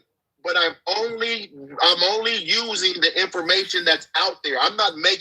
It's not propaganda. Well, there's information out there that suggests Trump won the 2020 election. I mean, there's a lot of. I got to move it on, but there's a lot of information out there. I'm talking facts. And another thing, Love the Crew said, I don't know if you caught that. When you asked him, he said, "Is pig pussy pork?" That's what he said. I heard it. I heard enough of it that made me crack up. I didn't catch it completely, but it was pretty fucking wild. I just want to make sure I told you. And listen, for those that are listening to me, hey, we only got Tim up to 80,000. We can do better than that. No Tim, shit. I appreciate your show. I know. I appreciate your show. And RBUSA, it's a topic that I think you need to carry. They always talk about us in victimhood. Like, why are we always victims? But they need to ask them, what would we be victims of? They never ask that question. We're not the ones whining and trying to take things away from people. They are. We're not trying to take rights away. We're not trying to ship people back to where they quote unquote came from because they ate the cats and dogs. So who's the victim? Who's acting like a victim? Who's acting like they're fearful? It ain't us. It's them. They have a difference of opinion on it. Mike, appreciate it. Thank you. And continuing on real quick when he says we're not trying to take anything. I mean, look, if you're white and you believe that DEI or affirmative action is taking a job from you, a white person believes that black people are taking stuff from them. I mean, this is how it's viewed. I'm not saying I agree with it, but they do view that DEI and affirmative action in some of these programs are giving people of color access to employment opportunities that the person does not deserve, that is solely based on their skin color. So they do believe that black people are taking something from that aspect. Cody Lex says diversity, equity, and inclusivity. Equity equals equal outcome, equality, equal chances. DEI is another version of affirmative action, which is illegal. You know, the DEI thing, I'm not even going to go into my entire spiel on it because this isn't the show for it, but I've talked about DEI and how it's kind of the country was founded on DEI. I'm not going to go into the whole spiel on it, but DEI has always been around. Even when America was in the Jim Crow era and shit like that, DEI was always around. We just didn't call it that. Reparations is a joke, says Sandman. Actually, reparations is not a joke. Reparations for African Americans might be a joke, but there are groups of people that have received reparations. Native Americans, the Japanese that were interned during World War II. I believe the Chinese. I mean, there are people who have been. The slave owners got reparations for losing their slaves. Reparations is not a joke. It's been handed out several times. Maybe for African Americans, it's a joke because it ain't probably ever going to happen, but it has been handed. Somebody said the Jews, because they were not let in during the Holocaust and shit like that. They were turned away. Continuing on with the program now, real quick. I don't think every gay person, I don't think every gay person does make it known. Obviously, I'm talking about those that, okay, you guys must be having a conversation with each other. Honestly, I love Black conservatives. They have one of the hardest fights. You know, they have one of the hardest fights. All of their friends and family have been conditioned to hate conservatives, so it's hard for them to wake up like that. There is some truth to that, Salty Colonel. If you are a Black conservative, you're going to have a lot of resistance from your friends and family. There is some truth to that. Now, when you say all of their friends and family have been conditioned to hate conservatives, there is also some foundation behind that as well. Think about some of the well-known Black conservatives that we know. Officer Tatum. Perhaps you know the Hodge twins on, these are podcasters, the Hodge twins. Larry Elder. Larry Elder is another one. He's has his own talk show, and he's also a podcaster, I believe now. He went from radio, I believe he's on the internet now, but Larry Elder is another one. Candace Owens is a well-known Black conservative. One thing that they all have in common, because you say that as a Black conservative, Blacks, you're going to have problems with your friends and associates, your family, because Blacks have been taught to hate conservatives. The problem is when Blacks become conservative, they start being really critical of the Black community. That's going to create hatred. I'm just simply saying. Even if what you're saying is true, and I don't buy into the notion that it's all true. Kind of like Charlie Kirk, for instance. People say, well, the criticism he was giving the Black community was all facts. Okay. I don't care what race you're from. I can't even get this out. But if you're targeting any specific community and everything you're pointing out is negative, that community is not going to like you. Doesn't matter what community we're talking about. Blacks, whites, Asians, Hispanics, LGBTQ, women, whatever. Every community has positive aspects to it.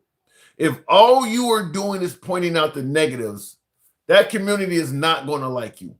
And that is kind of one of the signature areas of the Black conservative movement. They become conservatives, and then they just start pointing out all the negative shit about the Black community. I don't know why that happens. If you hear Candace Owens talking about the Black community, it's negative stuff. Even the Black conservatives that are on TikTok, the people that are down in the weeds like me with a small platform, they're even doing it. I do not know why that happens. What about the principles, the core principles of the Conservative Party? Small government, pro-Christianity, pro-police, pro-family, pro-life. That's fine. That is fine if you lean towards those principles, even as an African American. It's when they start criticizing the Black community.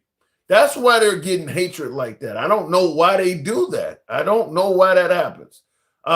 Smooth One in the comments says, I know why it happens. I would love to hear your take on it. Why do African Americans, I'll bring you up, why do African Americans that become conservatives suddenly become real critical towards their own community? Smooth One, good evening. What say you? Hey, Tim, man, I love your show, bro. Appreciate it. I've been Thank following you you for a long Thank time, you. man. I appreciate you bringing me up.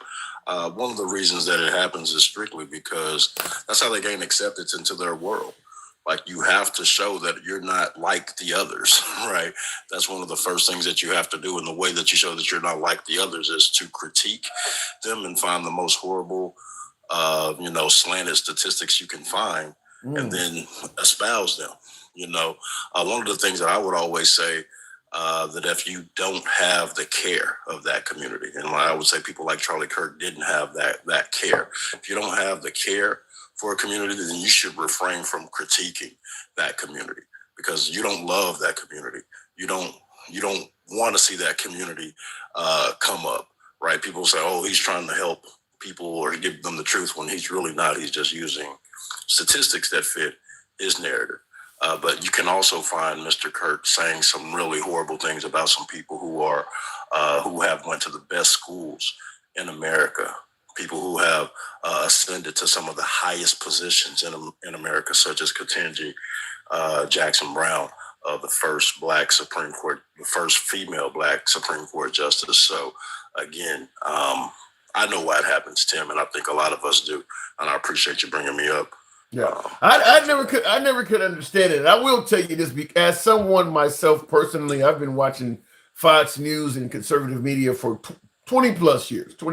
I always get a story about how I actually was invited out to Fox News, One America Plaza, their high rise out in New York in Manhattan, co-host a show for radio and things like that. I've been a big Fox News watcher going way back to the early Shep Smith days, back in their late 90s. Okay. And I'll tell you, and I still watch them, not as much as I used to, but even I'll tell you, it started affecting me. I've never gotten to the point where I would be always criticizing the African-American community, because I didn't make a full swing to being a conservative.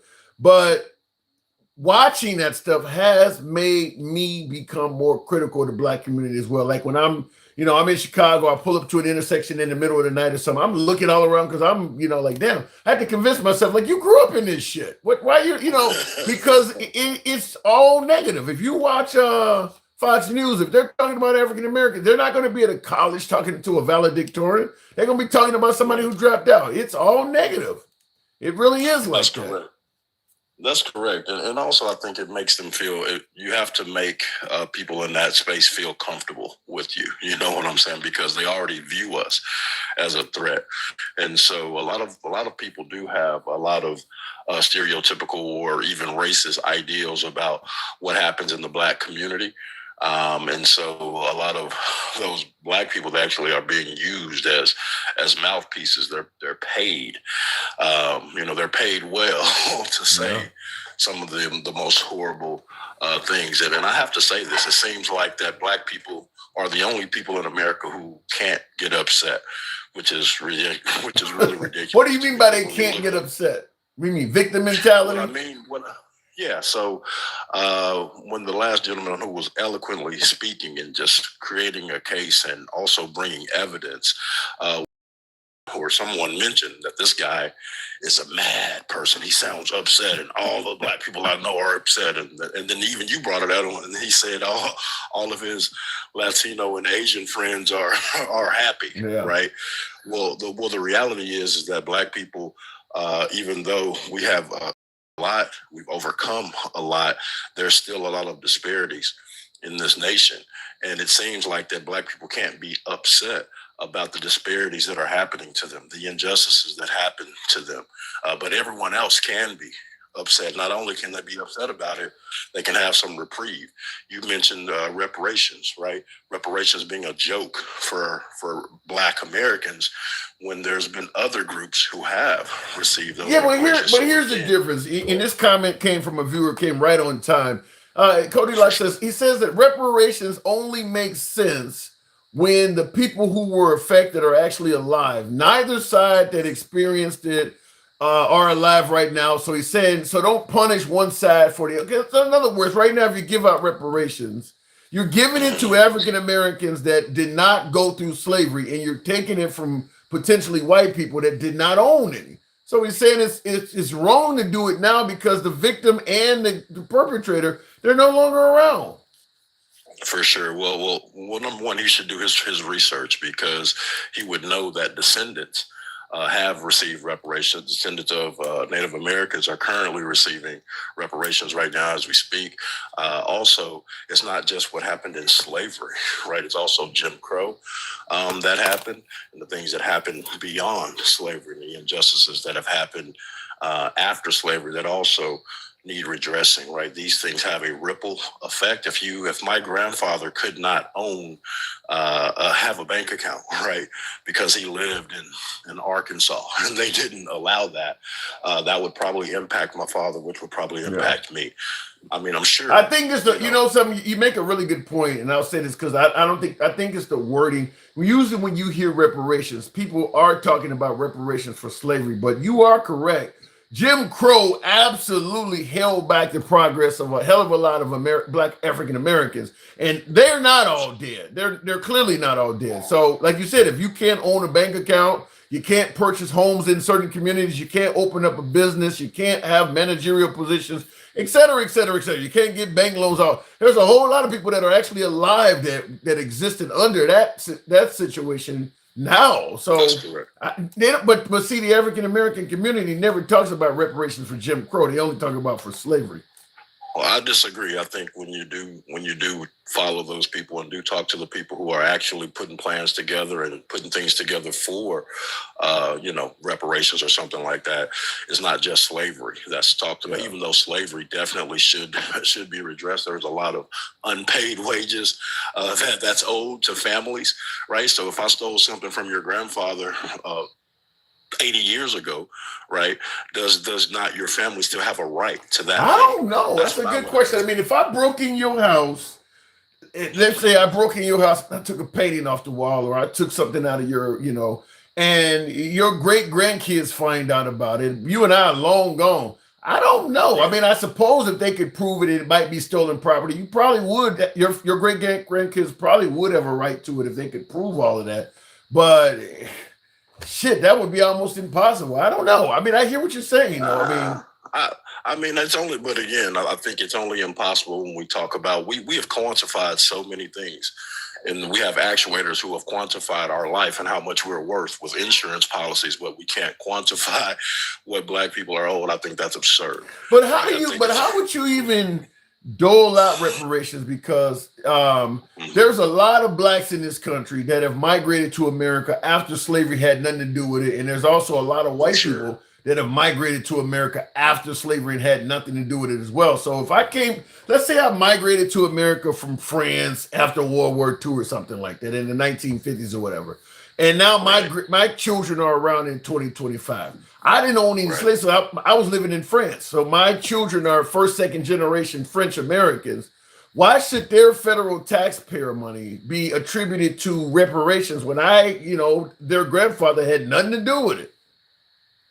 Again, you're an American citizen, and if this nation decides to redress its wrongs, then as a taxpayer, you're going to receive the benefits of the citizens of this country. Then you're also going to have to pay the taxes like everyone else. There's a lot of things that my tax dollars currently go to that I do not support. I do not support having a new Air Force base or Air Force facility in Idaho for Qatar.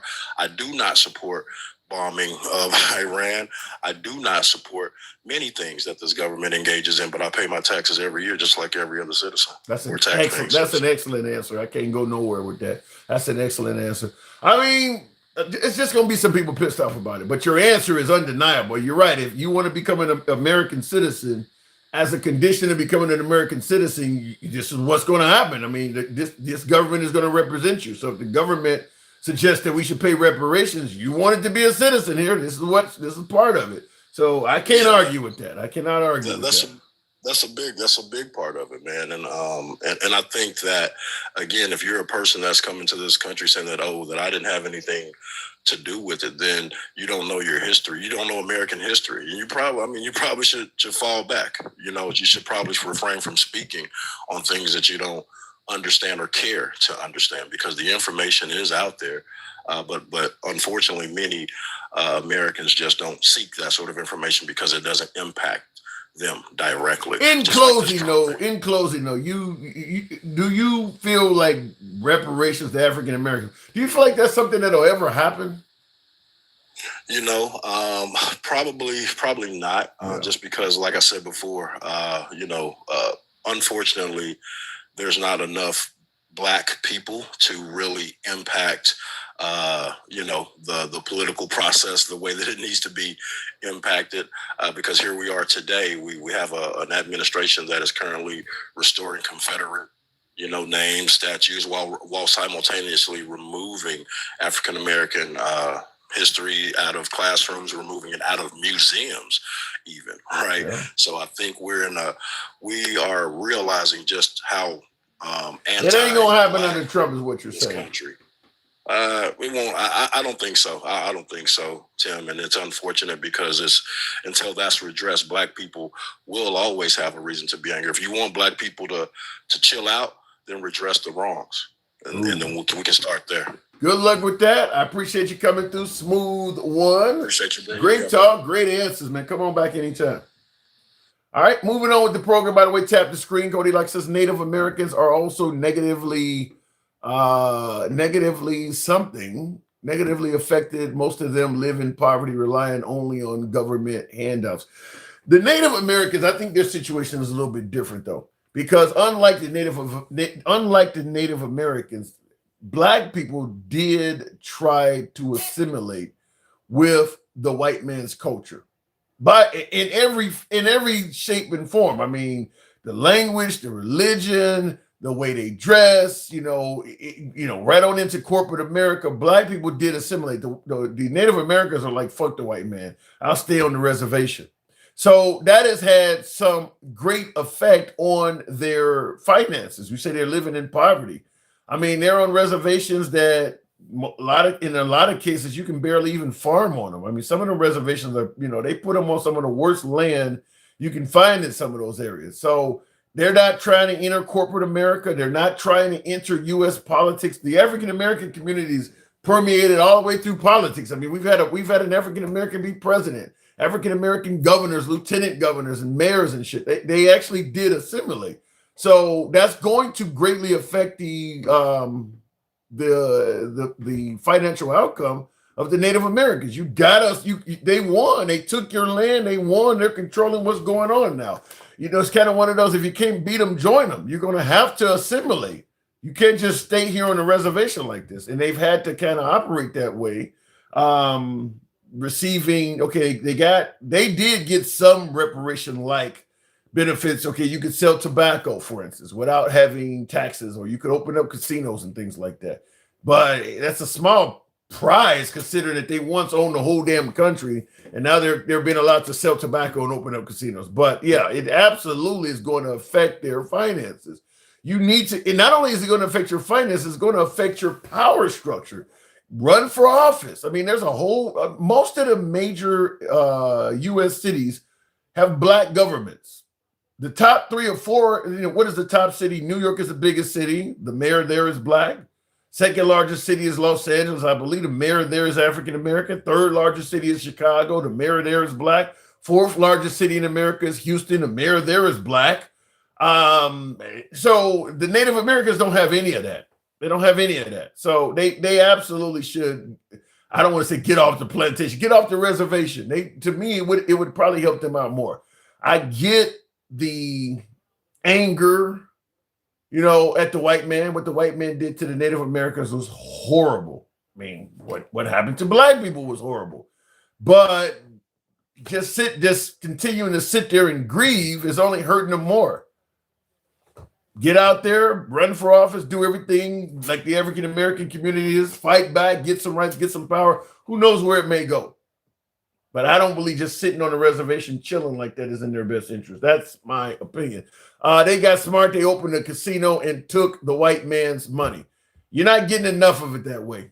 I probably, if you looked at the improvements financially, let's say wealth in the community, I believe the wealth in the Black community has probably grown more than the wealth in the Native American community. There's a lot of Black millionaires and shit like that now. You're going to have to assimilate in the program they've put forth. They've taken a country. You're not going to get it back.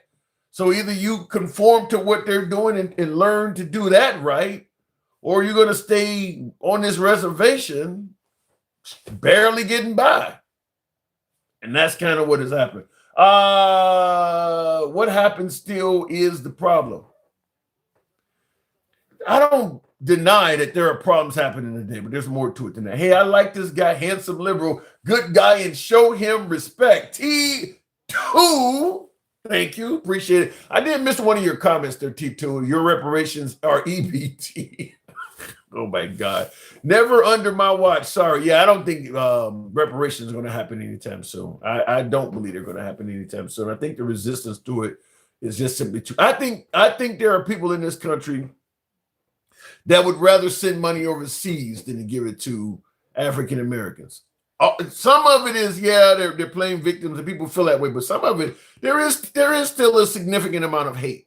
I think some folks would rather give that money to somebody overseas as opposed to seeing it go to. There is a significant. I mean, there's a reason why the need or the cause of reparations existed to begin with. There was a certain amount of hate. So I think there's some people that would rather. You're just never going to. It doesn't matter what's going on. They're never going to favor giving reparations. That's just not going to happen. Reparations also means punishing descendants for ancestors' sins. That is true, i.e. generational punishment, which is wrong. But here's the problem, Cody Lotz. You're saying that giving reparations is punishing the descendants for the sins of their father. Well, yeah, but a lot of the stuff they did, the wealth they made off of that stuff, went to their descendants. So a lot of them were actually rewarded. A lot of the, listen, when you talk about taking the land from the Native Americans, for instance, For decades, they were handing out land as Americans continued progressing westward, even with the gold rush and stuff like that. They started chopping up land. Only white men could get it. And as those white men, their lifespan ended or whatever, they passed it down to their families and descendant to descendant to descendant. So, and some of that land is still in those families. So there are people who have grew up, been able to enjoy the fruits of a inheritance that came from land that their ancestors did not even earn. You're talking about DEI. This was stolen from the Native Americans, given to you or your great-great-grandfather, whatever, and it's been passed down, and now you're benefiting from it. So the ancestors are actually benefiting from some of this stuff. There's a lot of people living today that are benefiting from slavery. There's a lot of farms that have been in people's families since the 1800s. When your family is the only one that could have owned this farm. My family couldn't have owned it. So there is plenty of folks living today that are still benefiting from what happened in the past. And I'm only bringing that up because a lot of folks often suggest that stuff happened years ago. Ain't nobody affected by slavery today. There's plenty of land and farms that are still in people's possessions that has been in their family name going all the way back to that period. When you think about it from a standpoint of generation to generation, it actually ain't that fucking long ago. I'll tell you a good example. Me being a Gen Xer, for instance, born in the early 70s. My mom was born in the late 40s. My grandparents are born in the 19 teens. I think my grandmother 1918 or something like that. Before her, you're going right into the era. So my grandmother was born in 1918. My great-grandmother was born in the late 1800s. So she would have probably been born maybe 10 years at best after slavery officially ended. Sharecropper era, which is essentially the same shit. That's my great-grandmother. That's somebody I actually knew as a kid. That ain't that far back. Now, my great-great-grandmother, I didn't know. That person was born in as a slave. That person was born a slave. It is that close. It is not as far back as people think it is. I could sit down with my grandmother, definitely with my great-grandmother, and they could tell you stories of they knew people who came straight out of slavery. They knew them. It's not that far back. It is not that far back. Looking in the comments real quick, I just wanted to make sure I didn't miss this. Many white people are also related to blacks, and that's where it becomes a problem, Cody Lux. That is where it becomes a problem. Is there so much intertwining and things like that? But if you're taking the money out of the federal coffers, it would if you're taking the money out of the federal coffers to give descendants of slavery some kind of reparations, what really is happening is some of the people are paying themselves. You've been paying, like me, I've been paying federal taxes as a working American my whole life. Started working when I was 14. So if all of a sudden I got reparations, shit, some of that's my own money coming back to me. I mean, it's coming out of the federal system. You're getting your own shit back. So yeah, I mean, there's no way to avoid that. There's no way to avoid that. Native Americans are also, I saw that already. So yeah, I don't see how you could avoid it. But you say reparations also means punishing descendants. Like I said, a lot of descendants of slave owners are benefiting from it. A lot of them are benefiting from it. Natives lost a war, and I think they should be treated better. Sure, but the thing is, ask Charlie Kirk, Jews suffered the Holocaust, yet they are fine. What's stopping you guys? It's about choices and family. No, the Jews got a whole fucking country. Wait a minute, Cody, you're getting that kind of wrong. You're getting that kind of wrong.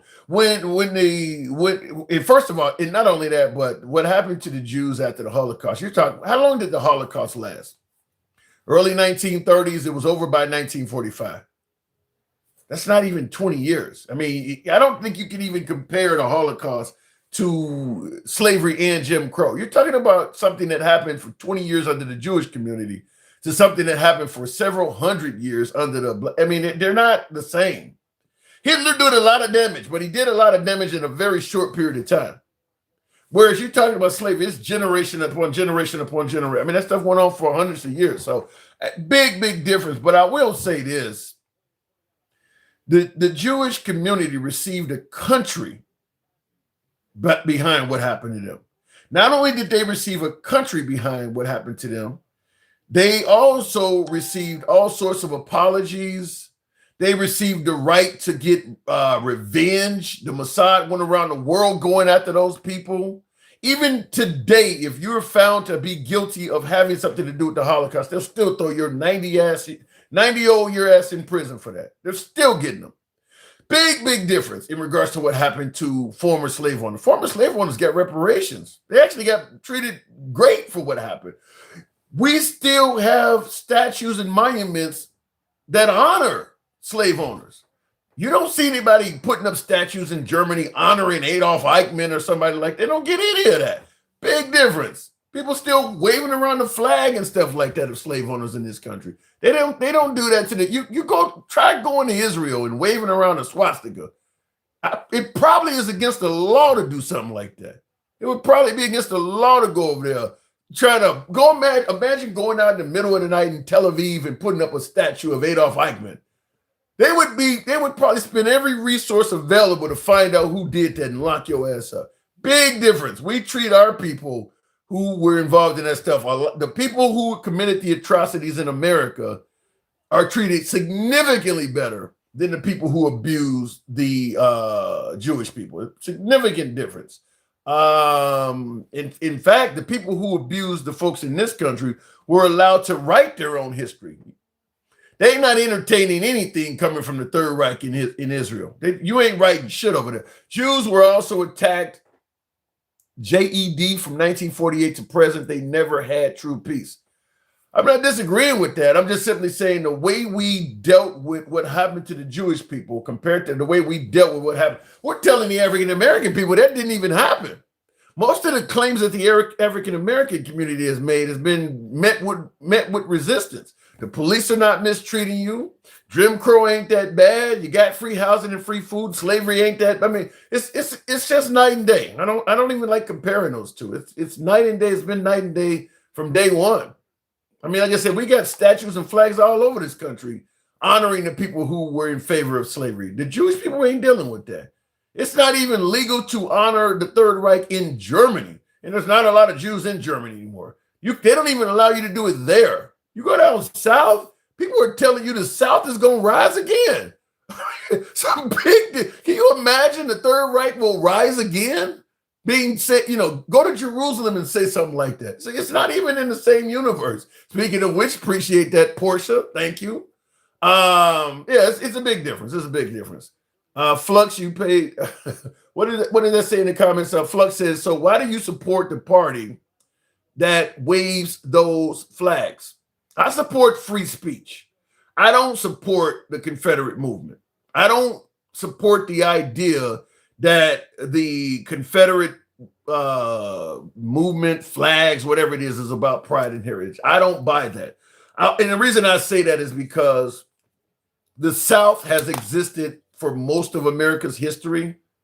And there's just so many things that could represent the South. They got peaches in Georgia. I mean, Florida has its sunshine. The same shit you see on the license plates. There's all sorts of things that can represent the South. Why pick the most darkest, divisive time in history to use as a symbol to represent the South? A time period out of all of American history, from 1776 till now, how long was the Civil War? A handful of years? Why pick that time when America was the most divided, the most murderous towards each other, to use that symbol to represent the South? So I don't buy that it's about pride and heritage for that simple reason. There's so many other symbols that could have been picked. And then, of course, in addition to that, I always bring up the fact that I don't care if a veteran is 90 years old. If he sees you burning a flag or disrespecting the flag, he'll get out of a wheelchair and try to beat your ass. Fought and died for that flag. But you can preach all kinds of hate in front of somebody who support the Confederate flag, and they don't do nothing about it at all. I don't understand that. If it's about pride and heritage, if it's about pride and heritage, why would you let all these hate groups use your flag to preach hate? Veterans don't allow you to abuse the American flag like that. They speak out. You can go to any major or any small town throughout the South, stand on the Capitol steps of that town and preach hate and have your own protest. You won't find any Confederate supporters to show up and complain about that. But if you talk about taking down one of the statues or something, they come out in droves. So they know how to protest. You see what happened in Charlottesville? Why not come out to protest when somebody like Dylan Roof is wearing it on his arm and killing people while doing it? So like I said, I don't buy into the no. I believe in free speech. You have a right to fly these symbols, but I don't buy into the notion it's all about pride and heritage. I think just about anybody can hate. There's hate groups of all races. There are racists of all races. I don't believe anybody is incapable of being a racist. You can be black and be racist. You can be Hispanic and be racist. But one thing that seems to be fairly common among white people that are racist, in their groups, the Confederate flag is usually present. And it is for that reason that I have a hard time believing it's about pride and heritage. Most Caucasian-based hate groups use the Confederate flag as one of their symbols. And like I said, the supporters of the Confederate flag do not seem to have a problem with it. That's why I have a hard time believing it's about pride and heritage, for that reason. Anyway, folks, I do appreciate the 101. We didn't get some lazy thumbs in here. With some lazy thumbs, and I do appreciate you guys tapping the screen. It has been tied with hate more than anything. Yeah, like I said, it's for that reason. If they were speaking out more against it, because like I said, we've seen Confederate supporters know how to protest. If we've seen them exercising their right to protest when people were using it as hate, as opposed to when liberals are hating on it, then I would have, to me, that would make a big difference, but they don't. I mean, and you can go back quite a while. I mean, I used to go down to the Civil Rights Museum that honors Martin Luther King down there in Memphis, and they got really old photos, black and white photos and things like that. Even back then, when the KKK was doing things, they were using that Confederate flag. It was one of their symbols. So you're talking about 70, 80 years ago, and it goes back before that. I'm sure back in the 20s and things like that, where KKK goes back probably about 100 years.